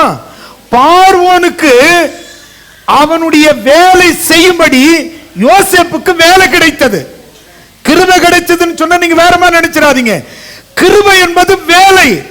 இப்போ யோசேப்புக்கு அப்படியே ஜாலியா அரண்மனையில எதை பாரு சுத்தலாம், விரும்பினதை சாப்பிடலாம். அரண்மனையில கொஞ்சம் அந்த புறத்து அழுகிகளோடும் இந்த புறத்துல கொஞ்சம் அதுக்கு அழைக்கப்படல. கிருபைன்னு சொன்னா ஜாலியா நல்ல ட்ரெஸ் போட்டுக்கலாம், ஜாலியா விதவிதமா உடை உடுத்தலாம், அப்படியே ஜாலியா பாடலாம், விசில் அடிக்கலாம், இசையில அப்படியே மயங்கி. ஒரு சிலர் எல்லாம் பார்த்து இசை நல்லது, கிருபைன்னு சொன்னா அவங்க வேற நினைக்கிறாங்க. அது இல்லை, அது இல்லை. நானும் நிறைய பேர், எத்தனையோ பேர்கிட்ட சொல்ல, சில பேர்கிட்ட சொல்லி என்கிட்ட பேசாம கூட போயிட்டாங்க. அது எனக்கு பிரச்சனையே இல்லை. ஏன்னு சொன்னா சத்தியத்தை சமயம் வாய்த்தாலும் வாய்க்காவிட்டாலும் திருவசனத்தை ஜாக்கிரதையா பிரசங்கம் பண்ணு. பிரதர், நீ நினைக்கிறது கிருபை இல்லை அப்படின்னு அவங்களுக்கு சொன்ன உங்களுக்கு சொல்றேன். லேட்டா வந்துட்டா கர்த்தரை நான் மன்னிப்பாரு இல்ல. கர்த்தருக்கு ஸ்தோத்திரம். உன் செய்கைக்கு தக்க பலன் உனக்கு உண்டு. நான் இந்த மாசம் இப்படி, அந்த மாசம் அப்படி, கொஞ்சம் கவனித்துக் கொள்ளுங்க. வேதம் சொல்லுகிறது, இந்த வசனத்தை நல்லா கவனிங்க. தேவனோ அவனோடு கூட இருந்து எல்லா உபத்திரவங்களிலிருந்து அவனை விடுவித்து எகிப்தின் ராஜாவாகிய பார்வோன் சமூகத்தில் அவனுக்கு கிருபையையும் ஞானத்தையும் அருளினார். அந்த கிருபைன்னு சொன்னா அவனிடத்துல வேலையையும் அந்த ஜனங்களையே, எத்தனை ஜனங்கள் சொன்னா எகிப்து ஜனங்களையும் கானான் ஜனங்களையும், இந்த எகிப்தியரும் கானானியரை பராமரிக்கும்படி அறுப்பு காலத்தில் தானியத்தை சேர்க்கிற வேலை அவனுக்கு கிடைத்தது. அதனாலதான் இங்க சொல்லப்பட்டிருக்கு பாருங்க, நாம படிக்கலாம் பாருங்க. அவனுக்கு ஞானத்தை அருளினார். அந்த ராஜா அவனை எகிப்தின் தேசத்துக்கும் தன் வீட்டு அனைத்திற்கும் அதிகாரி என்ற வேலையை கொடுத்தான். அதிகாரி. அப்படி அதிகாரி ஆன உடனே அவன் என்ன செய்யறான், அந்த அதிகாரத்தை துஷ்பிரயோகப்படுத்தாம அந்த கிருபையை அவன் கடைபிடிக்கிறான். அந்த கிருபையை அவன் வேலை செய்யறான். அந்த கிருபையினால என்ன நடக்குது, பின்பு எகிப்து கானான் எனும் தேசங்கள் எங்கும் பஞ்சம் மிகுதியான வருத்தமும் உண்டாகி நம்முடைய பிதாக்களுக்கு ஆகாரம் கிடைக்காமல் போயிற்று. அப்போ இந்த பஞ்சத்துக்கு வேலை செய்யும்படி எப்படி ஆண்டவர் எறும்பு கிட்ட சொன்னாரோ, எறும்பு எப்படி கோடை காலத்தில் தனக்கு ஆகாரத்தை சேர்த்து வைக்கிறதோ, அதே போல இந்த இடத்துல இருக்கிற ஒவ்வொருவரும் இந்த வாலிப வயதுல சேமிக்கிற ஒரு பக்குவம் இருக்கட்டும். சேமிக்கிறதுன்னு என்ன, நிறைய விதங்களை சேமிக்கலாம். வரத்தை சேமிங்க, கிருபையை சேமியுங்க, உங்களுடைய வாழ்க்கையில நல்ல நல்ல நல்ல நல்ல சம்பாத்தியங்கள், மனிதர்களை சம்பாதிங்க, தேவனிடத்துல நன்மையை சம்பாதிங்க. இந்த வயதிலேயே முட்டி போடக்கூடிய வயதில் நல்லா முட்டி போட்டு நல்ல ஆண்டவருடைய சமூகத்தில் கிருபையை, அந்த வேலையை, அவருடைய வரங்களை சம்பாதிங்க. இப்பவே நிர்விசாரமா இருந்து இப்பவே ஜபத்தை அலட்சியமா இருக்காதபடிக்கு ஜாக்கிரதையா இருங்க. ரோமருடைய புஸ்தகம் 1 அதிகாரத்துக்கு வந்துருங்க. ரோமருடைய புஸ்தகம், இந்த கிருபைன்னு சொன்னா என்ன அப்படியே கொஞ்சம் கவனிச்சுட்டு வாங்க. ரோமர் 7ஆம் வசனத்திலிருந்து பாருங்க, வாசிங்க. தமது நாமத்தின் நிமித்தம் விசுவாசத்துக்கு கீழ்ப்படைய பண்ணும் பொருட்டு எங்களுக்கு கிருபையையும் அப்போஸ்தல ஊழியத்தையும், கிருபையின வேலையையும், அந்த வேலை என்னன்னு சொன்னா அப்போஸ்தல ஊழியத்தையும். அப்போஸ்தல ஊழியம்னு சொன்னா ஆண்டவரை எங்கு போய் ஆண்டவரை மகிமைப்படுத்தி ஜனங்களுக்கு சுவிசேஷத்தை போதிக்கிறது, சொல்றது. அப்போஸ்தல ஊழியம், அப்போஸ்தல ஊழியம் சொன்னா சுவிசேஷ ஊழியம், எல்லா இடத்திலும் போய் சொல்லணும். அதான் சொல்லப்பட்டிருக்கு பாருங்க. கிருபையையும் அப்போஸ்தல ஊழியத்தையும் அருளி செய்திருக்கிறார். உங்கள் விசுவாச உலகமெங்கும் பிரசித்தமாகிறபடியினாலே முதலாவது நான் உங்களை எல்லாருக்காகவும் இயேசு கிறிஸ்துவின் மூலமாய் என் தேவனை ஸ்தோத்திரிக்கிறேன்.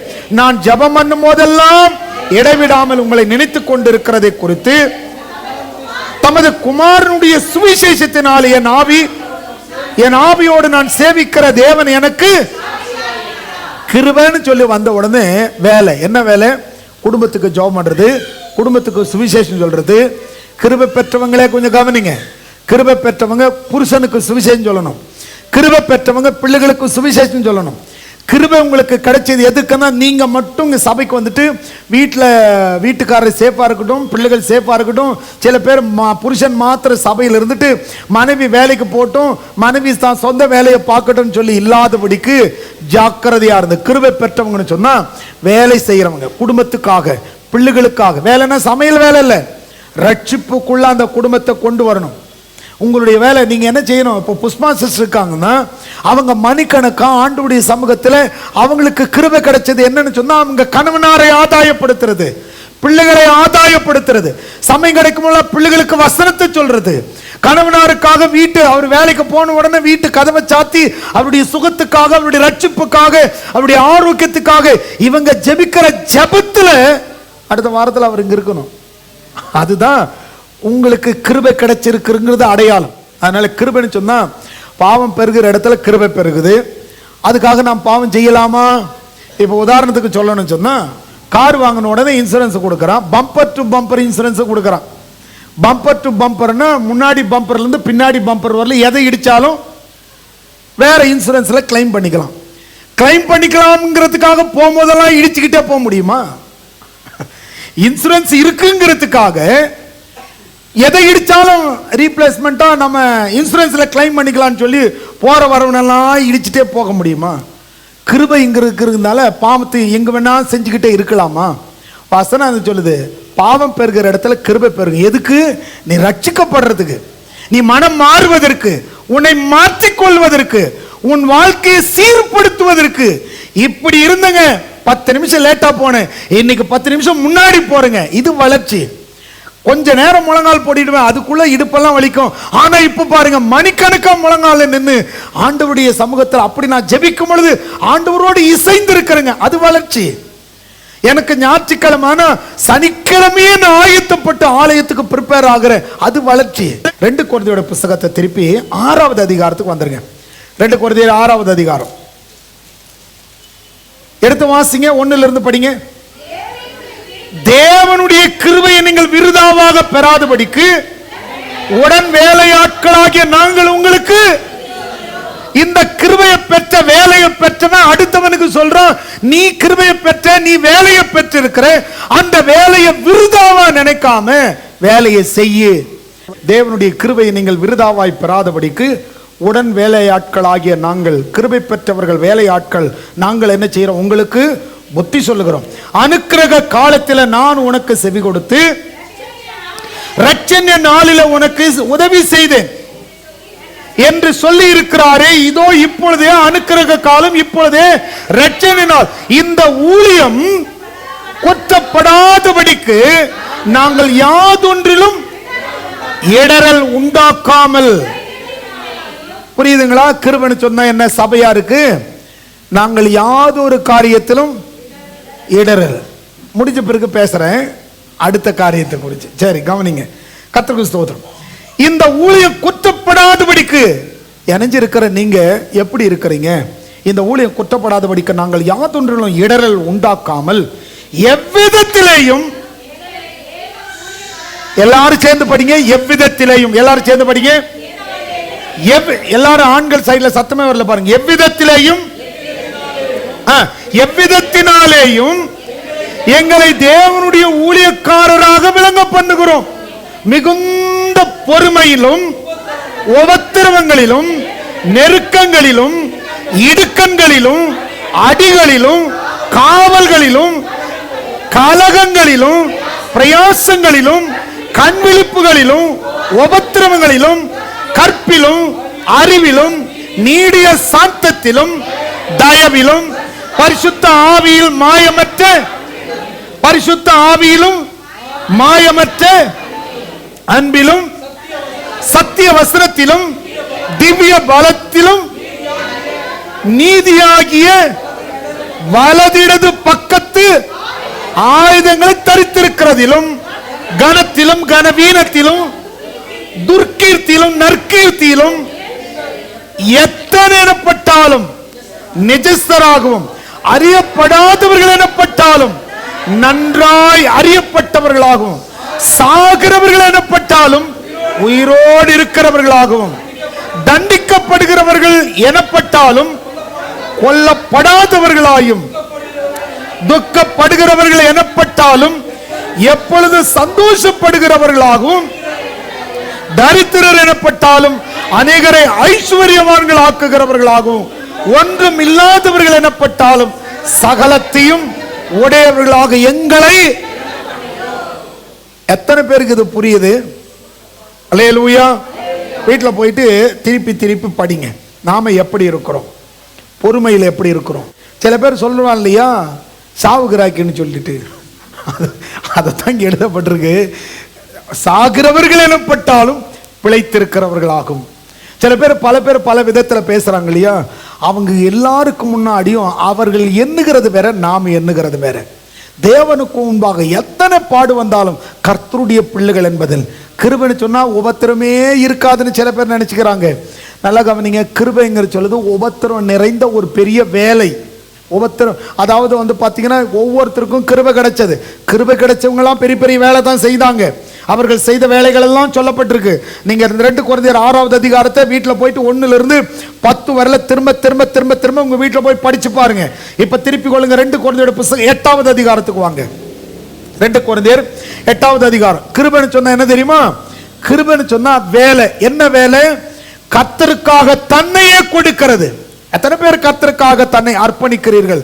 நீங்க நல்லா கவனிச்சு பாருங்க. கர்த்தருக்காக நீங்க எதை செய்தாலும் இம்மையில 100 ஆகும், மறுமையில உங்களுக்கு நித்திய ஜீவனும் கிடைக்கும். இம்மையில உங்களுக்கு 100 உண்டு. கிருபை பெற்றவங்கன்னா யாரு தெரியுமா?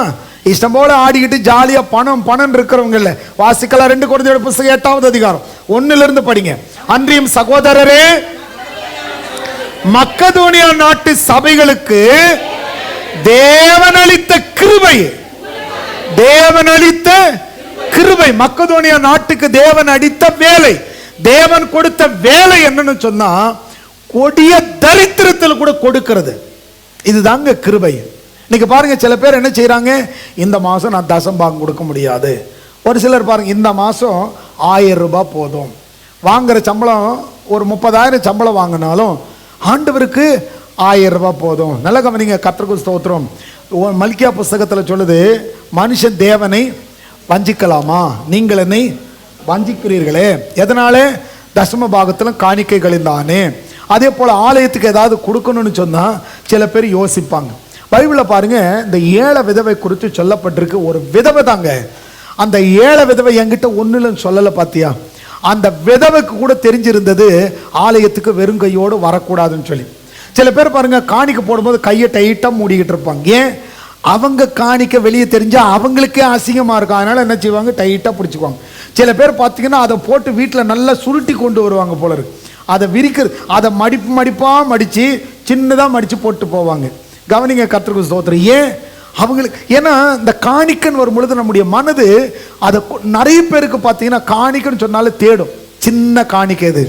ஆனால் ஆண்டவருடைய பிள்ளைகளை வேதம் சொல்லுகிறது, கிருபைன்னு சொன்னா அது கிருபை கிடையாது. அந்த கர்த்தருக்கு கொடுக்கறதுக்கு கூட யோசிக்கிறான் பாரு, அது பிசினாரித்தனம். வாரி இறைத்து விருத்தி அடைவார் உண்டு, அதிக பிசினித்தனம் பண்ணி வறுமை அடைவார் உண்டு. இப்படி பிசினித்தனம் பண்ணுகிற ஒவ்வொருடைய வாழ்க்கையில வறுமை தான் வரும். எனக்கு தெரியாது, நான் நிறைய பேரை சந்திச்சிருக்கிறேன் பாருங்க. ஆண்டவருக்கு கொடுக்காத குடும்பங்கள்ல தரித்திரத்துல தான் இருக்கு. எந்த மனுஷனுடைய வாழ்க்கையில விதைக்கிறதுக்கெல்லாம் கடினப்படுறாங்களோ அவங்கெல்லாம் கிருபை பெற்றவங்கள்ல, அவங்கெல்லாம் கஞ்சத்தை பெற்றவர்கள். வசனம் சொல்லுது, கிருபை பெற்றவனா யார் தெரியுமா? மக்கதோனியா நாட்டுக்கு தேவன் அளித்த கிருபை உங்களுக்கு எழுதுறேன்னு சொல்லிட்டு அந்த கிருபையை பத்தி எழுதுறாங்க. அந்த கிருபை என்ன வாசிக்க பார்க்கலாம். அவர்கள் மிகுந்த உபத்திரவத்தினாலே சோதிக்கப்படுகையில் கொடிய தரித்திரம், அதாவது கொடிய தரித்திரம்னா புரியுதா பாருங்களேன். சில மனிதர்களை நாங்க பார்த்துருக்கிறோங்க. சில மனுஷரெல்லாம் பார்த்தீங்கன்னு சொன்னா தனக்குள்ளனால அடுத்தவங்களுக்கு கொடுக்கணும்னு நினைப்பாங்க. வசனம் சொல்லுது, வாரி இறைக்கிறவர்கள் விருத்தி அடைவார்கள். வாரி இறைக்கிறவர்கள், உலகத்தான் கூட சொல்றான், இறைக்கிற கிணறு சொரக்குன்னு சொல்லி. கொடுக்க பழகுங்க. கொடுக்கறதுல இன்னைக்கு நிறைய உலகம் முழுவதையும் ஆதாயப்படுத்தி ஆத்மாவை நஷ்டப்படுத்திக்கிட்டா என்ன பிரயோஜனம்? கர்த்தருடைய ஆலயம் வருவது, கர்த்தருடைய காரியம் வருவது, கொடுக்க முயற்சி பண்ணுங்க. இந்த உலகத்துல இந்த கிருபை என்பது அதுதான், கொடுக்கிற ஒரு அனுபவம்.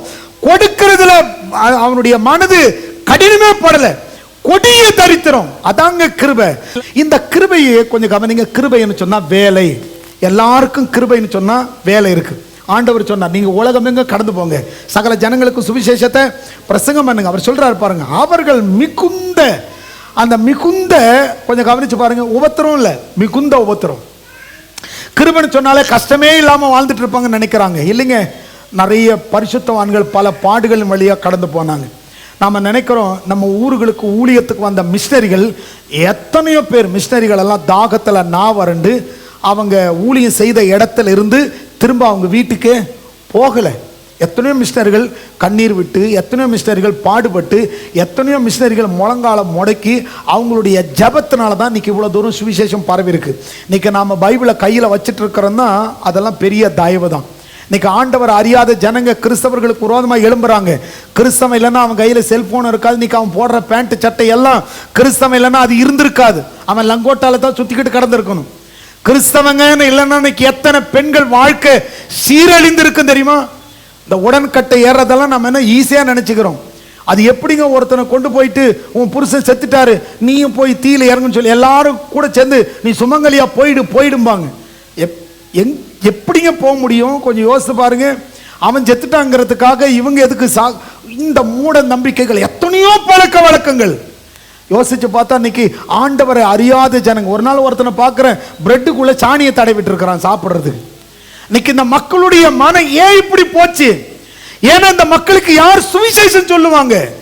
நமக்கு தரித்திரன்னு உட்கார்ந்துகிட்டா எப்படி சுவிசேஷம் போகும்? எப்படி ஒரு வளர்ச்சியை பார்க்க முடியும்? கொஞ்சம் கவனித்து பாருங்க. மக்கதோனியா நாட்டுக்காரங்க நான் உண்டு என் வேலை உண்டு அப்படியெல்லாம் நினைக்கல. ஒரு சிலரை நினைச்சு ரொம்ப சந்தோஷப்படுறோம் பாருங்க. எல்லாரும் இல்லைனாலும் ஒரு சிலராது இருக்கிறாங்கன்னு நினைச்சிட்டு வசனம் சொல்லுகிறது பாருங்க. அவர்கள் மிகுந்த உபத்திரவத்தில் சோதிக்கப்படுகையில் கொடிய தரித்திரம் உடையவர்களாக இருந்தும் தங்கள் பரிபூர்ண சந்தோஷத்தினால் மிகுந்த உதாரத்துவமாய் கொடுத்தார்கள். மிகுந்த உதாரத்துவமாய். ஏன் சொல்றேன்னா, ஆண்டவருக்காக விதைக்கிற மனுஷன் ஒருத்தர் கூட வெறுமையா போவதில்லை. ஆனா ஆண்டவருடைய சமூகத்தில் இருதயத்தை கடினமா படுத்திக்கிட்டுன்னு சொன்னா உங்களுடைய வாழ்க்கை செழிப்படைவதும் இல்லை. ஏன்னு சொன்னா வேதம் சொல்லுகிறது, இந்த முறுமுறுப்பு இந்த வெறுப்பு இதெல்லாம் தேவ சமூகத்தில் இருக்கிற மனுஷனுக்கு இருந்தா அவன் அந்த கானானை போய் சேரவும் முடியாது. வேற ஆவி உடையவர்களா, அதிகாலையில் எழுந்திருக்கிறவர்களா, வேதத்தை வாசிக்கிறவர்களா, இரவும் பகலும் ஆசீர்வாதம் வந்துருன்னா எப்படி வரும்? வேதம் சொல்லுகிறது, இரவும் பகலும் கர்த்தருடைய வேதத்தில் தியானமாய் இருக்கிற மனுஷன் பாக்கியவான். அவன் செய்வதுதான் வாக்கியம். நான் விசுவாச அறிக்கை பண்ணிட்டேன், விசுவாச அறிக்கை பண்ணலாம் நல்லது, ஆனா அறிக்கையில எல்லாம் நடந்துராது. நான் காலையில் எழுந்து நான் நன்றாய் வாழ்கிறேன், நான் கர்த்தருடைய கிருபையில் செழிக்கிறேன், கர்த்தருக்கு ஸ்தோத்திரம் சொல்லிட்டேன். சொல்றது மாத்திரம் அல்லாமல் ஆபிரகாம் கிரியையினால் அல்லவோ நீதிமானாக்கப்பட்டான். கிரியையோடு கூடிய விசுவாசம் இங்க சொல்லுது பாருங்க இந்த ஜனங்க. மேலும் அவர்கள் தங்கள் திராணிக்கு, 3வது வசனம் 2 கொரிந்தியருடைய புத்தகம் 8வது அதிகாரம் 3வது வசனம், மேலும் அவர்கள் தங்கள் திராணிக்கு தக்கதாகவும் தங்கள் திராணிக்கு மிஞ்சி அவனே கொடிய தரித்திரத்தில் இருக்கிறாங்க. கொஞ்சம் யோசித்து பாருங்க. தரித்திரத்தில் கூட இந்த கொடுக்கிறவங்க முகத்தை பார்த்துருக்கீங்களா? இந்த கொடுக்கிறவங்க முகம், அதாவது வேண்டா வெறுப்பா இருக்கிறோம் வேற, இது வேற அப்படிங்கிறவனுடைய முகம் வேற மாதிரி இருக்கும். உற்சாகமா கொடுக்கணும், நான் ஏதாவது செய்யணும், எங்க உங்ககிட்ட இல்லை பரவாயில்லைங்க, அந்த முக சந்தோஷம் இருக்கு பாத்தீங்களா? அந்த ஆத்மாவெல்லாம் நல்லா இருக்குங்க. சில பேரை நான் பார்த்துருக்கேன் பாருங்க. நம்முடைய இடத்துல கூட சில சகோதரிகள் உண்டு பாருங்க. அவங்களாம் ஏதாவது நான் சொல்லுங்க, அப்போ அவங்க வந்து ஏதாவது நான் சொல்லுங்க, அதுன்னா எங்க சொல்லுவானோன்னு அர்த்தம். சில பேர் சந்தோஷமா சொல்லுவாங்க, ஏதாவது சொல்லுங்க பாச, சிரிச்ச சொல்லுவாங்க. அப்போ அவங்கள பார்த்து நான் நினைப்பேன், ஒரு சிலர் சொல்ல மாட்டாங்கன்னு வச்சுங்க, ஆனால் ஒரு சிலர் சொல்ல கேட்டிருக்கேன், சந்தோஷத்தோடு சொல்ல. நானே நினைப்பேன், ஐயோ இவங்களுக்கே கஷ்டமா இருக்கு, உற்சாகத்தோடு கேட்பாங்க, ஏதாவதுன்னா செய்யுங்க, உதாரத்துவமாக வருவாங்க, ஃபோன் போட்டும் கேட்பாங்க, ஏதாவது வேணுமா, நான் சொல்ல வேண்டாங்க. அந்த மனப்பு, அப்போ அவங்களுடைய முகத்தில் ஒரு சிரிப்பு இருக்கு பாருங்க. உண்மை இருக்கிற அதுதான் தேவனுடைய பிள்ளைகள். மக்கதோனியான கிருபை பெற்றவங்கன்னா அதுதாங்க. சந்தோஷமா கொடுத்தாங்க பாருங்க. எங்க கேட்டுருவாங்களோன்னு எழுந்து வெளியே ஓடாம நிக்கிறாங்க பாருங்க. வெகு சிலர் நான் சொல்லக்கூடியது எல்லாரும் அந்த மாதிரி மாறுங்க, எல்லாரும் அந்த மாதிரி மாறுங்க. 4வது வசனத்தை பாருங்க. தங்கள் உபகாரத்தையும் பரிசுத்தவான்களுக்கு செய்யப்படுகிற தர்ம ஊழியத்தின் பங்கையும் நாங்கள் ஏற்றுக்கொள்ளும்படி அவர்கள் எங்களை மிகவும், பரிசுத்தவான்களுக்கு செய்யற தர்ம காரியம் இருக்கு பாத்தீங்களா? தர்ம காரியம்னா ரொம்ப கடினமான வார்த்தையா தெரியுது பாரு ஊழியக்காரர்களுக்கு. ஊழியக்காரங்கன்னா தர்மமா எடுக்கிறாங்க. அப்படி என்ன சொல்லப்படுதுன்னா, அவங்களும் வறுமையில் இருக்கிறாங்க, இவங்களும் வறுமையில் இருக்கிறாங்க. அந்த ஊழியக்காரர்களுடைய வறுமையை போக்க இவங்க என்ன செய்யறாங்க, உதாரணமா கொண்டு வந்து எங்க கிட்ட இல்லைனாலும் பரவாயில்ல நீங்க எடுத்துக்கங்க. நல்லா கவனிங்க, யாருக்கிட்டையும் பிடுங்கிறதல்ல இது, நல்லா கவனித்துக் கொள்ளுங்க. கர்த்தருக்கு செய்யும் பொழுது ஆண்டவர் அதை பார்க்கிறாராம். பைபிளில் அதான் திருப்பி நான் உங்களுக்கு சொல்றேன் பாருங்க. திருப்பி உங்களுக்கு நான் திரும்ப சொல்றது அதுதான். கென்னத் ஏகனுங்கிறவர் ஒரு நல்ல விசுவாச பிரசங்கியார். அவருடைய புத்தகத்தெல்லாம் நிறைய படிச்சிருக்கிறோம், நிறைய அவர் பிரசங்கத்தெல்லாம் நிறைய நாம பேசியிருக்கிறோம். அந்த கென்னத் ஏகன் கூட அவர் தான் சொல்றாரு. அவர் கூட வந்து பார்த்தீங்கன்னா நிறைய பொருளாதார செழிப்பை குறித்து பேசுவார். செழிப்பு நல்லது, அது எப்போ வரும்? கர்த்தரின் ஆசீர்வாதத்தில் ஒண்ணுதான் ஐஸ்வர்யம். அந்த ஆசீர்வாதம் வருவதற்கு விதைக்காம வராது. ஆபிரகாம் தேவனுக்கு எல்லாவற்றிலும் தசம்பாகத்தை கொடுத்தான். தாவீது கொடுத்ததுனாலதான் இவர்களை குறித்து வேதம் சொல்லுகிறது, இவர்களுடைய ஆஸ்தி பெருகினது. விதைக்கணும், கஞ்ச பிசனாரிக்கு அந்த அந்த எண்ணம் நம்முடைய மனதில் இருக்கவே கூடாது. கவனிங்க, கர்த்தர் உங்களை ஆசீர்வதிக்கட்டும். 4ஆம் வசனம், தங்கள் உபகாரத்தையும் பரிசுத்தவான்களுக்கு செய்யப்படுகிற தர்ம ஊழியம். கொஞ்சம் கவனித்துக் கொள்ளுங்களேன். கர்த்தருக்கு ஸ்தோத்திரம். எந்த சபையில் இருக்கிற அந்தந்த சபையில் இருக்கிற அந்தந்த விசுவாசிகள் அந்தந்த ஊழியக்காரனை கனப்படுத்தினா கர்த்தர் அங்கிருந்து பார்ப்பாராம், இவர்களில் ஒருவனுக்கு எதை செய்தீர்களோ அது எனக்கே செய்தீர்கள். அந்த ஊழியக்காரனை போய் விசாரிக்கிறவர்கள் அந்த ஊழியக்காரனை போய் கனப்படுத்தினா சில சபைகள் எல்லாம் பார்ப்போம் பாருங்க. அப்ப நான் சந்தோஷப்படுவேன், நல்ல ஜனங்கள் இந்த சபையில் இருக்கிறார்கள். ஒரு சில சபைகள் அது ஒரு ஆசீர்வாதங்க. சபையில ஊழியக்காரர்களுடைய குறைவுல உதவி செய்யறாங்க பாருங்க, அதுதான் கிருபை பெற்ற சபை. இந்த மக்கதோனியா நாட்டு சபை கிருபை பெற்ற சபை. ஒருவேளை உலகத்தார் நினைக்கிற மாதிரி அவங்க கிட்ட ஐஸ்வர்யம் இல்லாம இருக்கலாம், நல்ல மனசு இருந்தது பாருங்க. அந்த நல்ல மனசு தாங்க கிருபை. அந்த நல்ல மனசோடு இருந்து வேலை செய்யறாங்க பாருங்க, அதுதான் கிருபை. அவங்க வறுமையில் கூட எங்களுக்கு எப்படி ஆயிடுச்சு, நாங்க ஜெபம் பண்ணி என்ன நடந்தது, ஆண்டவரை தேடி எங்களுக்கு என்ன வந்தது, நாங்களே இப்படி இருக்கிறோம் சொல்லி புலம்பல. கொடிய தரித்திரம் தான், மிகுந்த உபத்திரம் தான். அந்த மிகுந்த உபத்திரம், அந்த கொடிய தரித்திரத்திலும் அந்த கிருபையை வெளிப்படுத்தினாங்க பாரு, அதுதான் கிருபை. என்ன வாசிக்கலாம் பாரு, எபிரேயருடைய புத்தகம் 12வது அதிகாரத்துக்கு வாங்க. திருப்பி 15வது வசனத்தை படிங்க. ஒருவனும் தேவனுடைய கிருபையை இழந்து போகாதபடிக்கு யாதொரு கசப்பான வேர் முளைத்து எழும்பி கலக்கம் உண்டாகிறதினால் அநேகர் தீட்டு. அதாவது வேதம் என்ன சொல்லுதுன்னு சொன்னா, அந்த கிருபையை ஒரு மனுஷன் கிருபை பெற்று இருக்கிறான்னா சபையில வேலை செய்யும்படி அழைக்கப்பட்டிருக்கிறான், சபைக்கு கொடுக்கும்படி அழைக்கப்பட்டிருக்கான், ஊழியத்தை தாங்கும்படி அழைக்கப்பட்டிருக்கான். ஒரு சபைக்கு தூணாகவும் ஒரு சபைக்கு முக்கியஸ்தராகவும் சபையினுடைய ஊழியத்தில் அவர் ஒரு முக்கியமான நபராகவும் இருந்து செயல்படும்படி தான் அழைக்கப்பட்டிருக்கிறார். ஆனால் அந்த சபையில் நான் ஏன் கொடுக்கணுன்ற ஒரு கசப்பான வேறு எழும்பி ஆண்டவருடைய ஊழியத்தை அந்த கிருபையை இழக்காதபடிக்கு, கிருபை பெற்றவங்க சபையில் போய் ஊழியம் செய்ய அழைக்கப்பட்டவங்க, சபையில் போய் சபையை கூட்டுறதோ சபையில் பாய் போடுறதோ சபையினுடைய சாவியை சந்தோஷமாக வாங்கிட்டு போகிறதோ அதெல்லாம் ஒரு பெரிய பாக்கியம். அதெல்லாம் கிருபை பெற்றவங்களுக்கு தான் புரியும், கிருபை பெறாதவர்களுக்கு அதெல்லாம் புரியாது, வேடிக்கை பார்க்கிறவங்களுக்கு புரியாது. சபையினுடைய அந்த சபையோடு ஐக்கியப்பட்டவர்களுக்கு அதெல்லாம் நல்லா புரியும் பாருங்க. ஆண்டவருடைய ஆலயத்தில் தரித்திருப்பது ஒரு பெரிய பாக்கியம். தாவீது சொல்றார், ஆகாமிய கூடாரங்கள் இருப்பதை காட்டில ஆண்டவருடைய ஆலயத்தில் அங்க ஓடுறது, பாடுறது, துதிக்கிறது, ஆலயத்தில் போய் ஜெபிக்கிறது குறித்து அவர் எழுதுறார். இப்ப வாசிங்க 15வது வசனத்தை படிங்க. தீட்டுப்பட்டு ஒருவனும் வேசிக்கல்லவனாகவும் ஒருவேளை போஜனத்துக்காக தன் சேஷ்ட புத்திர பாகத்தை வித்து போட்டு ஏசாவை போல சீர்கட்டவனாகவும்.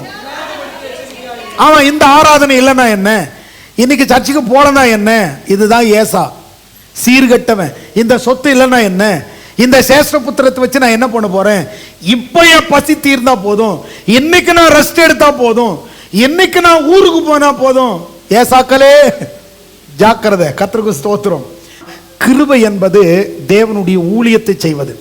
கிருபைன்னு சொன்ன சீர்கட்ட ஏசாவை போல இது இல்லனா என்ன, இவன் இல்லனா என்ன, இவனை நம்பி இவன் தான் முக்கியமா அப்படின்னு நினைக்காதீங்க, யாரையுமே அற்பமாய் கருதாதீங்க. வசனம் சொல்லுது 28வது வசனத்தை படிங்க.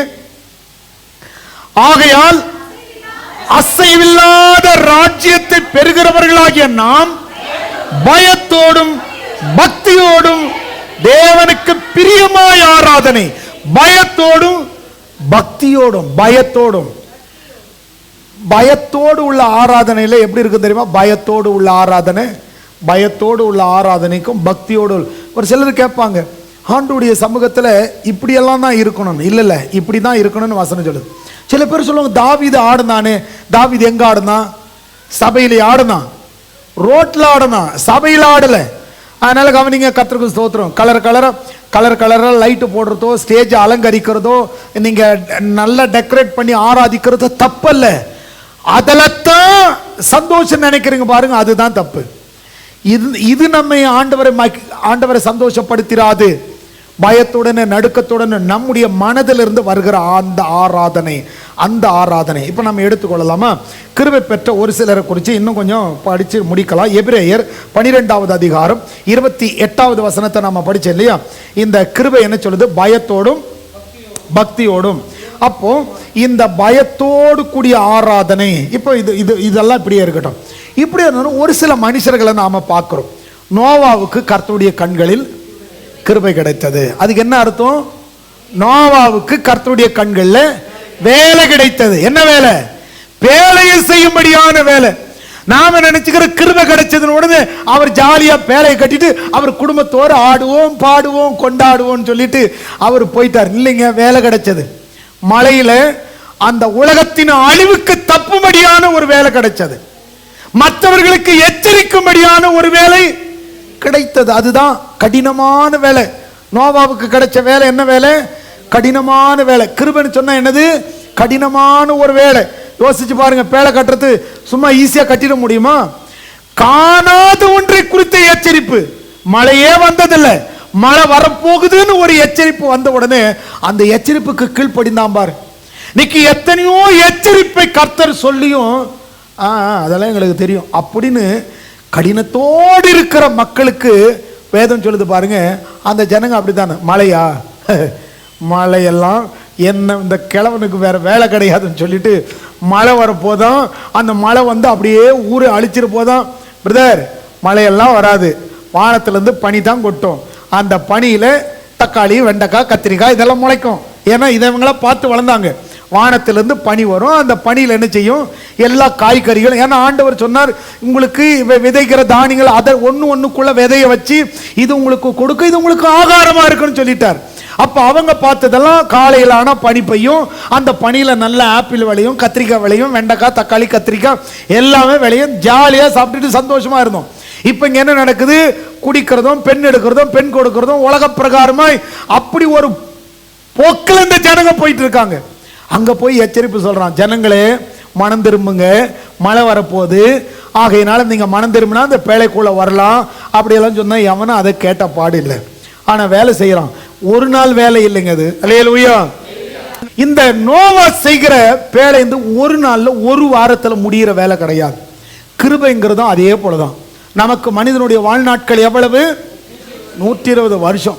நோவா பேலை கட்டதை எடுத்துக்கிட்டது எவ்வளவு நாள் சொல்றாங்க? சில வேத வல்லுநர்கள் என்ன சொல்றாங்க சொல்லுனா, நோவா வந்து 120 வருஷம் ஜனங்களுக்கு என்ன செய்தான்? தேவ எச்சரிப்பை கொடுத்தான்னு சில பேர் சொல்றாங்க. ஆனா கவனித்துக் கொள்ளுங்க, கர்த்தருடைய வார்த்தை சொல்லுகிறபடி அவனுடைய எச்சரிப்பை அநேகர் கேட்கல. ஆனா நாள் ஒன்று வந்தது. அந்த பேழையை செய்து முடித்த உடனே எல்லா ஜோடுகளா அது உள்ள போன பிறகு ஆண்டவர் அந்த பேழையினுடைய கதவை அடைத்த உடனே மழை வந்துச்சு. மழை வந்து வெள்ளம் வர என்ன செய்தா? மழை வந்தோடனே ஓடி வீட்டில் ஒதுங்கினாங்க, மேட்டில் ஒதுங்கினாங்க. அது வெள்ளம் பெருக பெருக பெருக கடைசியில் வேற வழி இல்லாமல் போய் அந்த பேழையை கதவை தட்டினாங்க. அடைத்தது கர்த்தர். அதனால தான் கவனிங்க, கர்த்தருக்கு ஸ்தோத்திரம். இன்னைக்கு நமக்கு எச்சரிப்பு சொல்லப்பட்டு இருக்கிறது. இந்த எச்சரிப்பில் நாம் திருந்திட்டோன்னு சொன்னால் அந்த புத்தி உள்ள 5 கன்னிகைகளை போல போயிடலாம். அப்படி இல்லைன்னு சொன்னால் அந்த பேழையை பார்த்துக்கிட்டு சபையில் பாட்டு பாடிக்கிட்டு அப்படியே இருந்துட்டு கடைசியில் உயிர் போகிற நேரத்தில் போய் பேழையுடைய கதவை தட்டினா அந்த பேழையுடைய கதவு திறக்கப்படாது. கொஞ்சம் கவனித்துக் கொள்ளுங்க. கிருபைன்னு சொன்னால் வேலை செய்வது, கிருபைன்னு சொன்னால் கர்த்தருக்காக எதையாகிலும் செய்வது, கிருபைன்னு சொன்னால் கர்த்தருக்கு கொடுப்பது. அந்த கொடுக்கிறதுங்கிறது பார்த்தீங்கன்னா ரொம்ப நிந்தையாக கூட இருக்கலாம். இன்னொரு சம்பவத்தை நம்ம படிச்சோம்னு சொன்னா, இந்த நோவா முடிச்சிட்டோம். நோவா எபிரேயருடைய புத்தகம் 11வது அதிகாரத்தில் 7ஆம் வசனத்தை ஒருத்தர் படிங்க. எபிரேயர் 11:7 படிங்க. விசுவாசத்தினால நோவா தற்காலத்தில் காணாதவைகளை குறித்து தேவ எச்சரிப்பை பெற்று பயபக்தி உள்ளவனாகி தன் குடும்பத்தை ரட்சிப்பதற்கு பேழையை உண்டு பண்ணினான். அதனாலே அவன் உலகம் ஆக்கினைக்குள்ளாது என்று தீர்த்து விசுவாசத்தினால் உண்டாகும் நீதிக்கு சுதந்திரவாளி ஆனான். நோவாக்களே, பேழையை ஆயத்தப்படுத்திட்டீங்களா? உங்க வீட்டுக்காரர் பேழைக்குள்ள வந்துட்டாரா? உங்க புருஷன் வந்துட்டாரா? உங்க பிள்ளைங்க பேழைக்குள்ள வந்துட்டாங்களா? இல்லை என் பிள்ளை வந்து கிரிக்கெட் விளையாட போயிருக்குங்க, என் பிள்ளை வந்து ஊருக்கு போயிருக்குங்க, என் பிள்ளை வந்து எங்க போயிருக்கிறாங்க அவனிங்க. சில பேர் சொல்லுவாங்க, எங்க பிள்ளைக்கு இன்னைக்கு தான் டியூஷனுக்கு போயிருக்குது. அதனால கவனிங்க, கர்த்தருக்கு ஸ்தோத்திரம். காணாதவர்கள் குறித்து எச்சரிப்பு. கொஞ்சம் கவனிங்க. கிருபைன்னு சொன்னா வேலை, கர்த்தருக்காக மனமுகந்து வேலை செய்யறது. அவமானப்பட்டாலும் பைபிளை படிச்சோம் இல்லையா? எத்தனை நிந்தை வந்தாலும், எத்தனை அவமானங்கள் வந்தாலும், 2 கொரிந்தியருடைய புத்தகத்தில் படிச்சோம் இல்லையா? 2 கொரிந்தியருடைய புத்தகம் 8வது அதிகாரத்தில் படிச்சோம் இல்லையா? திருப்பிட்டு வாங்க, இன்னொரு சம்பவத்துக்கு போகலாம். இல்ல 2 கொரிந்தியருடைய புத்தகம் 8வது அதிகாரம் இல்ல 6வது அதிகாரம். தேவனுடைய கிருபை நீங்கள் விருதாவாய் பெறாதபடிக்கு உடன் வேலையாட்களாகிய நாங்கள் உங்களுக்கு புத்தி சொல்லுகிறோம். அனுக்கிரக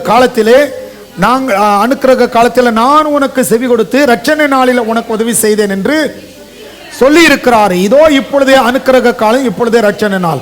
இந்த ஊழியம் குற்றப்படாதபடிக்கு நாங்கள் யாதொன்றிலும் இடரல் உண்டாக்காமல் எவ்விதத்திலேயும் எங்களை தேவ ஊழியக்காரராக விளங்கப்படும்.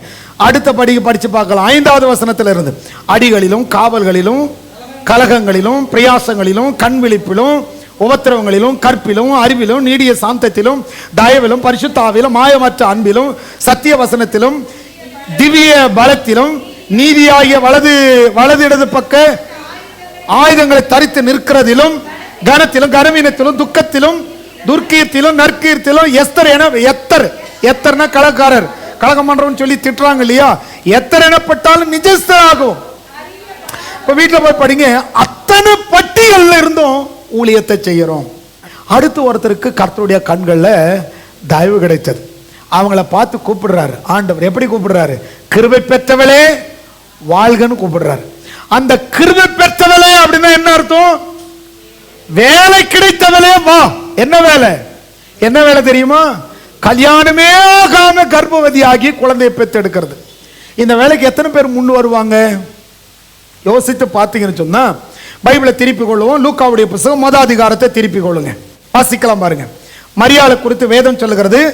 லூக்காவுடைய புத்தகம் 1வது அதிகாரத்தை எடுத்துக்கொள்ளும். 27வது வசனம், தாவீதின் வம்சத்தால் ஆகிய யோசேப்பு என்கிற நாமமுள்ள புருஷனுக்கு நியமிக்கப்பட்டிருக்கிற ஒரு கன்னிகையினிடத்திற்கு தேவனால அனுப்பப்பட்டான்.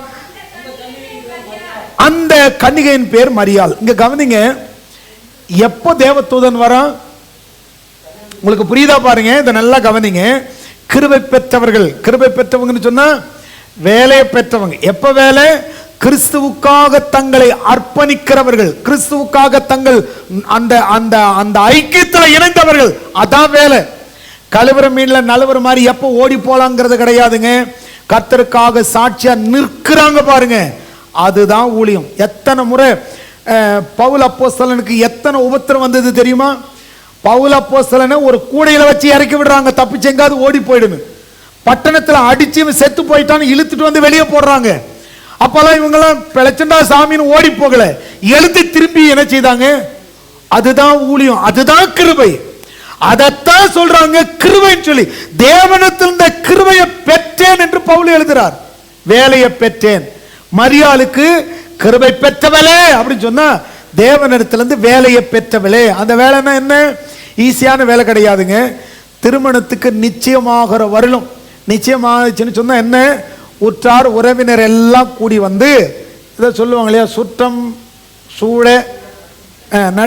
சூழ நட்பும் ஒரு ஒரு இது சொல்லுவாங்களே, ஒரு ஓரெல்லாம் சொல்லுவாங்களே, அந்த மாதிரி எல்லாம் ஒன்று கூடி நிச்சயம் பண்ணிட்டாங்க. நிச்சயம் பண்ண பிறகு வந்து தேவதூதன் அவரோடு பேசுறார். அவர் பேசுறத பாருங்க. அவள் இருந்த வீட்டில் தேவதூதன் பிரவேசித்து, கிருபை பெற்றவளே வாழ்க. நாமளா இருந்தா சொல்லுவோம், எங்க வாழ்றது? அதுதான் வாழ விடாதபடிக்கு ஒரு திட்டத்தை கொண்டு வந்துட்டியே. இன்னைக்கு நிறைய பேர் அப்படிதான் இருக்காங்க. ஆனா மரியாள் வேறு, யோசேப் காலேபை போல வேற ஆவி உடையவள். அதனால கவனித்து பாருங்க, வசனம் சொல்லுது, அவள் இருந்த வீட்டில் தேவதூதன் பிரவேசித்து, கிருபை பெற்றவளே வாழ்க, கர்த்தர் உம்முடனே கூட இருக்கிறார். அவளுக்கும் டவுட் வருது, அவளுக்கும் வருது பாருங்க. ஸ்திரீகளுக்குள்ள நீர் ஆசீர்வதிக்கப்பட்டவள், ஸ்திரீகளுக்குள்ளே உனக்கு ஸ்பெஷலான வேலை கிடைத்திருக்கிறது. அதான் புருஷர்களை பார்த்து சொல்ற மாதிரி, புருஷர்களுக்குள்ள உங்களுக்கு விசேஷமான வேலை கிடைத்திருக்கிறது. ஆவியா ஸ்திரீமார்களே, உங்களுக்கு ஸ்திரீகளுக்குள்ள விசேஷமான வேலை கிடைத்திருக்கிறது. விசேஷமான வேலை. என்ன வேலை? கார்மெண்ட்ஸ் வேலையா? கம்பெனியில வேலையா? ஆண்டவருக்கு ஊழியம் செய்கிற வேலை. அதுதான் பைபிள் சொல்லுது. கிருபை பெற்றவளே நீ வாழ்கன்னு சொல்லி, ஸ்திரீகளுக்குள்ள நீ ஆசீர்வதிக்கப்பட்டவள். அவளோ அவனை கண்டு அவன் வார்த்தைகளினால் கலங்கி, இந்த வாழ்த்துதல் எப்படிப்பட்டதோ. ஏன்னு சொன்னா இது வேலை. அதனாலதான் கிருபன் உடனே ஓ கிருபை வந்துருச்சு, கிருபை வந்துருச்சு சொல்லி கிருபையால் நீளை நிற்கிறோம் அப்படின்னு சொல்லிட்டு நாம பாடி சந்தோஷமா பெயர் சொல்லி அழைத்தது உங்க கிருபை பெரியவன் ஆக்கியது உங்க கிருபை, கிருபை கிருபை. அதை கூட சில பேர் கிருபைன்னு சொல்ல மாட்டேன், கிருபை கிருபை அப்படிதான் சில பேர் பாடுவாங்க. கர்த்தருக்கு ஸ்தோத்திரம். நிறைய பேர் பாட்டு பாடுவாங்க கிருபை கிருபை கிருபை கிருபை. சில பேருக்கெல்லாம் அப்படிதான் வரும். சரி விடுங்க, கர்த்தருக்கு ஸ்தோத்திரம். ஆனா வசனம் சொல்லுகிறபடி இந்த வாழ்த்துதல் எப்படிப்பட்டதோ, ஆனா கிருபை கிடைச்சதுன்னு சொன்னா கிருபைன்னு ஓ சந்தோஷமா இருக்கலாம், நல்லா ட்ரெஸ் பண்ணலாம், ஜாலியா இருக்கலாம். அது இல்லைங்க. கிருபைன்னு சொன்னா கர்த்தருக்காக வேலை செய்யணும். அந்த வேலை, இந்த வேலை வந்த உடனே தேவதூதன் வந்து வாழ்த்துறான், மரியாளே வாழ்க வாழ்கன்னு சொன்ன உடனே என்னடா இது, தேவதூதனே இறங்கி வந்துட்டான். அடுத்து சொல்றான், ஸ்திரீகளுக்குள்ள நீ தான் ஆசீர்வதிக்கப்பட்டவள், அதனால தான் அவள் கலங்குறா, ஏதோ ஒரு பெரிய வேலையை கொண்டு வந்திருக்கிறான் போல இருக்குன்னு சொல்லி. அப்போ அவள் யோசிக்கிறான் என்னவா இருக்குன்னு சொல்லி. தேவதூதன் அவளை நோக்கி, மரியாளே பயப்படாதே, நீ தேவனிடத்தில் கிருபை பெற்றாய், தேவனிடத்தில் வேலை பெற்றாய். ஆமா, அது மனசுல அப்படியே வரட்டும். அதனாலதான் இதை திருப்பி திருப்பி சொல்றேன். உங்களுக்கு எங்கெல்லாம் வருது இனி கிருபைன்னு சொன்னாலே வேலை, அழைப்பு, ஆண்டவருக்கான அழைப்பு, ஆண்டவருக்கான வேலை, அதுதான் கிருபை. அடுத்து சொல்லுது பாருங்க, அவர் சொல்லும்போது சொல்றாரு பாருங்க, நீ கர்ப்பவதியாகி ஒரு குமாரனை பெறுவாய், அவருக்கு இயேசு என்று பெயரிடுவாயாக, அவர் பெரியவராய் இருப்பார், உன்னதமானவருடைய குமாரன் எனப்படுவார், கர்த்தராகிய தேவன் அவரை பிதாவாகிய தாவீதின் சிங்காசனத்தை அவருக்கு கொடுப்பார், அவர் யாக்கோபின் குடும்பத்தாரை என்றென்றைக்கும் அரசாளுவார், அவருடைய ராஜ்யத்துக்கு முடிவிராது என்றான். அதற்கு மரியாள் தேவதூதனை நோக்கி, இது எப்படி ஆகும், நான் புருஷனை அறியேனே என்றால். தேவதூதன் அவளுக்கு பிரதியுத்தரமாக, பரிசுத்த ஆவி உன்மேல் வரும், உன்னதமானுடைய பலம் உன்மேல் நிழலிடும், ஆதலால் உன்னிடத்தில் பிறக்கும் பரிசுத்தம் உள்ளது தேவனுடைய குமாரன் எனப்படும். இப்ப கவனித்துக் கொள்ளுங்க, கர்த்தருக்கு ஸ்தோத்திரம். தேவதூதன் சொல்றான், ஒரு பெரிய சவால், ஒரு பெரிய வேலை, உலகத்தால் நிந்திக்கக்கூடிய ஒரு சூழ்நிலை. திருமணம் ஆகாம கர்ப்பவதி ஆயிட்டா என்ன பேசுவாங்க? இன்னைக்கு இருக்கிற மக்களை விட அன்னைக்கு இருந்த மக்கள் எல்லாம் ரொம்ப வாயிலேயே என்ன சொல்றது, நாக்கில் விஷத்தை வச்சிருப்பாங்க. சில பேர் பாருங்க, கல்யாணம் ஆனவங்களை பார்த்தோன்னா அப்புறம் ஒன்னும் இல்லையா, என்ன இல்லை அப்படின்ட்டுருவாங்க. கன்சீவ் ஆயிட்டியான்னு கேட்பாங்க. திருமணம் ஆன 3 மாசம் ஆயிடுச்சு, 4 மாசம் ஆயிடுச்சு, ஒண்ணும் இல்லையா, ஒண்ணும் இல்லைங்க, என்ன இல்லை, அடுத்த வாயே மாறிடும். சில பேருக்கு பாருங்க, இதுல அடுத்த வீட்டில் நோண்டிக்கிட்டு இருக்கிறதுல பெரிய சந்தோஷம். அப்புறம் 6 வருஷம் ஆச்சு, 7 வருஷம் ஆச்சு, கர்த்தருக்கு ஸ்தோத்திரம், அவர் தயாளனா இருக்கிறார். காத்திருந்தாலும் ஸ்பெஷலா வரும். அண்ணாள் அவ்வளவு நாள் காத்திருந்தார்னா அண்ணாளுக்கு தெரியாது, ஆண்டவருக்கு தெரியும், உலகத்துல ஒரு பெரிய தீர்க்கதரிசி வரணுங்கிறதுக்காக காத்திருந்தாங்க. அந்த எலிசபெத் பைபிள்ல நீங்க சகரியா காத்திருந்தாங்கன்னு சொன்னா யோவான் ஸ்தானகன்ற ஒருத்தர் வரணும். அதனால பைபிள்ல சொல்லப்பட்டிருக்கு, சில பேர் காத்திருந்தாங்கன்னா காத்திருக்கிறது மாம்சத்தை இழைக்க பண்ணும், ஆனா விரும்பி காத்திருக்கிறது வரும்பொழுது ஜீவ விருட்சம் போல இருக்கும். அதனால காத்திருக்கிறது நம்ம எதையுமே குறையா சொல்ல முடியாது. அதனால கர்த்தருக்கு ஸ்தோத்திரம். சில பேருக்கு அற்புதம் நடக்கலையா, பிசினஸ் வளரலையா, ஊழியம் வளரலையா, உடனே ஏதாவது குறை பேசிட்டு இருப்பாங்க. கண்டுக்காதீங்க, கர்த்தருக்கு ஸ்தோத்திரம். சில பேர் வேகமா முடிச்சுட்டு போறாங்க, சில பேர் நாம பெருசா ஏதோ செய்யணுங்கிறது இருக்கு. அதனால கர்த்தர் நம்மளை என்ன செய்யறார், சீர்படுத்தி ஸ்திரப்படுத்தி பலப்படுத்தி கிறிஸ்துவுக்குள்ள நிலைநிறுத்துவதற்காக சில காலம் வரலாம். உடனே இளவாங்க, உடனே சபை கட்டலன்னு நம்ம பயப்பட வேண்டாம், நமக்கும் தேவை இருக்கு. ஆனா ஆண்டவர் நமக்கு அவர் அனுமதிச்ச சீக்கிரத்துல வரும்.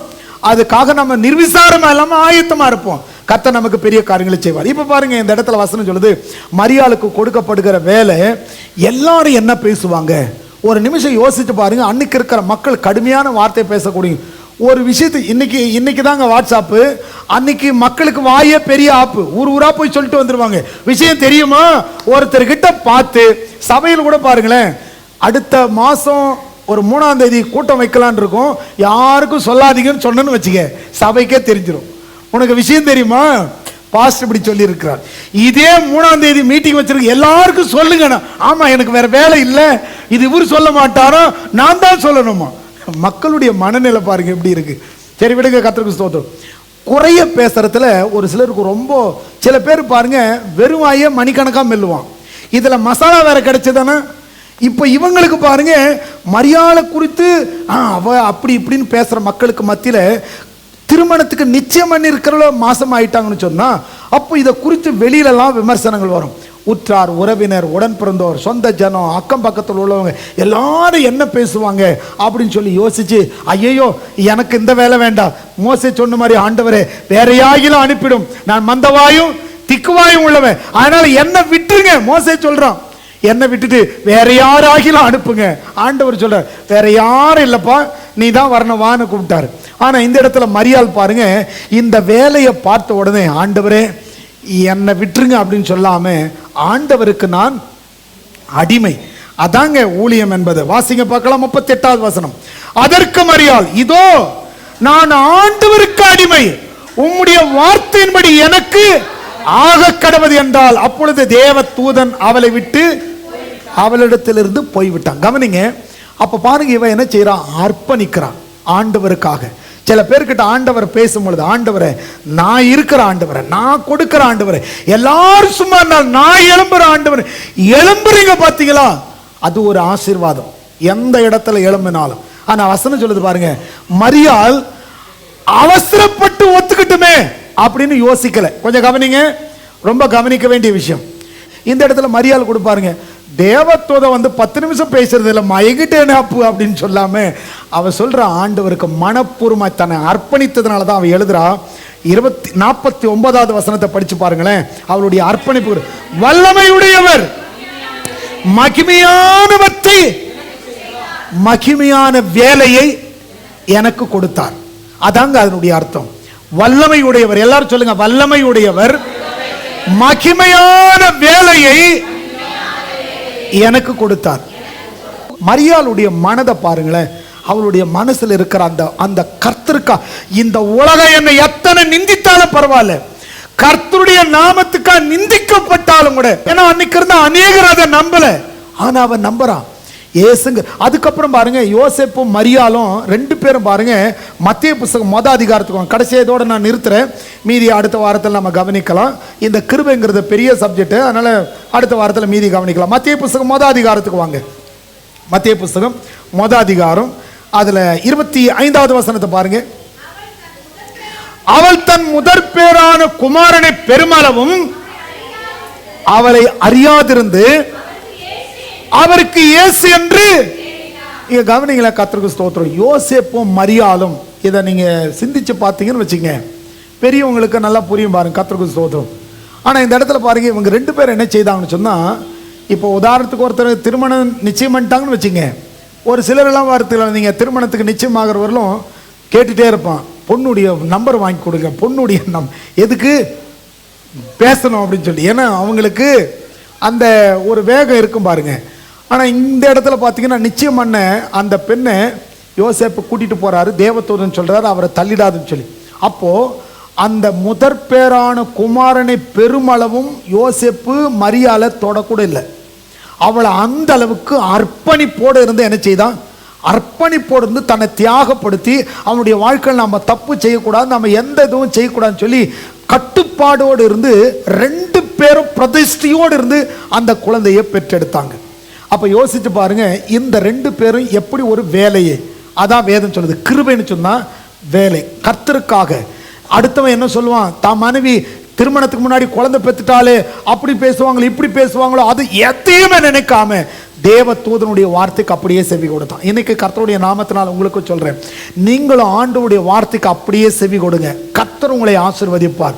ஆண்டவருடைய வார்த்தைக்கு செவி கொடாமல் அந்த 10 பேரை போல துர்ச்செய்தி சொல்லிக்கிட்டும், அந்த 10 பேரை போல எதை பார்க்க சொன்னாரோ அதை விட்டுட்டு அடுத்த எல்லாத்தையும் பார்த்துட்டு இருந்தது போல நீங்க அடுத்தவங்களை பார்க்காதீங்க. இந்த சபைக்கு வரீங்களா, நம்முடைய சபையை தான் பார்க்கணும், இந்த கானானை தான் பார்க்கணும். இந்த கானான்ல என்ன இருக்கு, ஆராதனை எப்படி இருக்கு, கர்த்தருடைய வார்த்தை எப்படி இருக்கு, அது பெரிய திராட்சை கொலையை போல இருக்கா, பெரிய மாதுளம் பழத்தை போல இருக்கா, இங்க பார்த்து இங்க சாப்பிட்டு இங்க வளரணுமே ஒளியே, அடுத்த ஊழியம் அப்படி அங்க ஏனாக்கியர் இருக்கிறாங்க, ஆத்தங்கரையில் அவன் இருக்கிறான், இந்த டிவில இவன் பேசுறான், யூடியூப்ல அவன் அதை சொன்னா நமக்கு தேவை கிடையாது. கவனிச்சுக்கொள்ள, சில பேர் குறை பேசிட்டே இருப்பாங்க, அவங்களுக்கு வேலை அதுதான், அவங்களுக்கு சபை கிடையாது, அவங்களுக்கு ஆத்ம பாரம் கிடையாது. சில பேரை குறித்து திட்டத்தே அவங்களுடைய பொழப்பு, அப்பதான் அவங்களுக்கு நிறைய வியூஸ் கிடைக்கும், லைக் கிடைக்கும் அப்படின்னாலாம் பண்ணிட்டு இருப்பாங்க. கர்த்தருக்கு ஸ்தோத்திரம். நாம அவங்கள பார்க்க வேண்டாம், ஆண்டவரை பார்ப்போம். மக்கதோனியா நாட்டுக்காரர்களை போல தரித்திரம் வந்தாலும் நிந்தை வந்தாலும் பாடு வந்தாலும் கொடுக்கறதில்ல, தன்னையே ஆண்டவருக்கு கொடுக்கறதில்ல. எழும்பி நிற்கலாமா?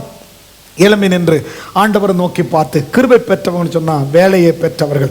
அந்த கிருபை பெற்றவங்க எப்படி கர்த்தருக்காக எத்தனை பாடுகள் வந்தாலும் கர்த்தருடைய ஊழியத்தை செம்மையாய் செய்தது போல, தேவனுடைய நாமத்தை மகிமைப்படுத்தினது போல, இன்னைக்கு நாம் ஆண்டவரை நோக்கி சொல்லுவோம், கர்த்தாவே நீர் பெரியவராயிருக்கிறேன், நீர் நல்லவராயிருக்கிறேன். எத்தனை பேர் சொல்ல முடியும்? ஆண்டவரை நோக்கி பார்த்து, கர்த்தாவே நீர் பெரியவர் ஆண்டவரே, நீர் நல்லவர் ஆண்டவரே, நீர் என்னை அழைத்திருக்கிறீர் உமக்காக வாழும்படி, உம்முடைய நாமத்தை மகிமைப்படுத்தும்படி, உமக்காய் எழும்பி பிரகாசிக்கும்படி எங்களை அழைத்திருக்கிறீர் ஆண்டவரே, உம்முடைய நாமத்தை நான் துதிக்கிறேன். எத்தனை பேர் சொல்ல முடியும்? ஆண்டவரை நோக்கி சொல்லுவோமா, கர்த்தாவே உம்முடைய கிருபைக்காய் ஸ்தோத்திரம், உம்முடைய கிருபைக்காய் ஸ்தோத்திரம். எத்தனை பேர் ஜெபம் பண்ண முடியும்?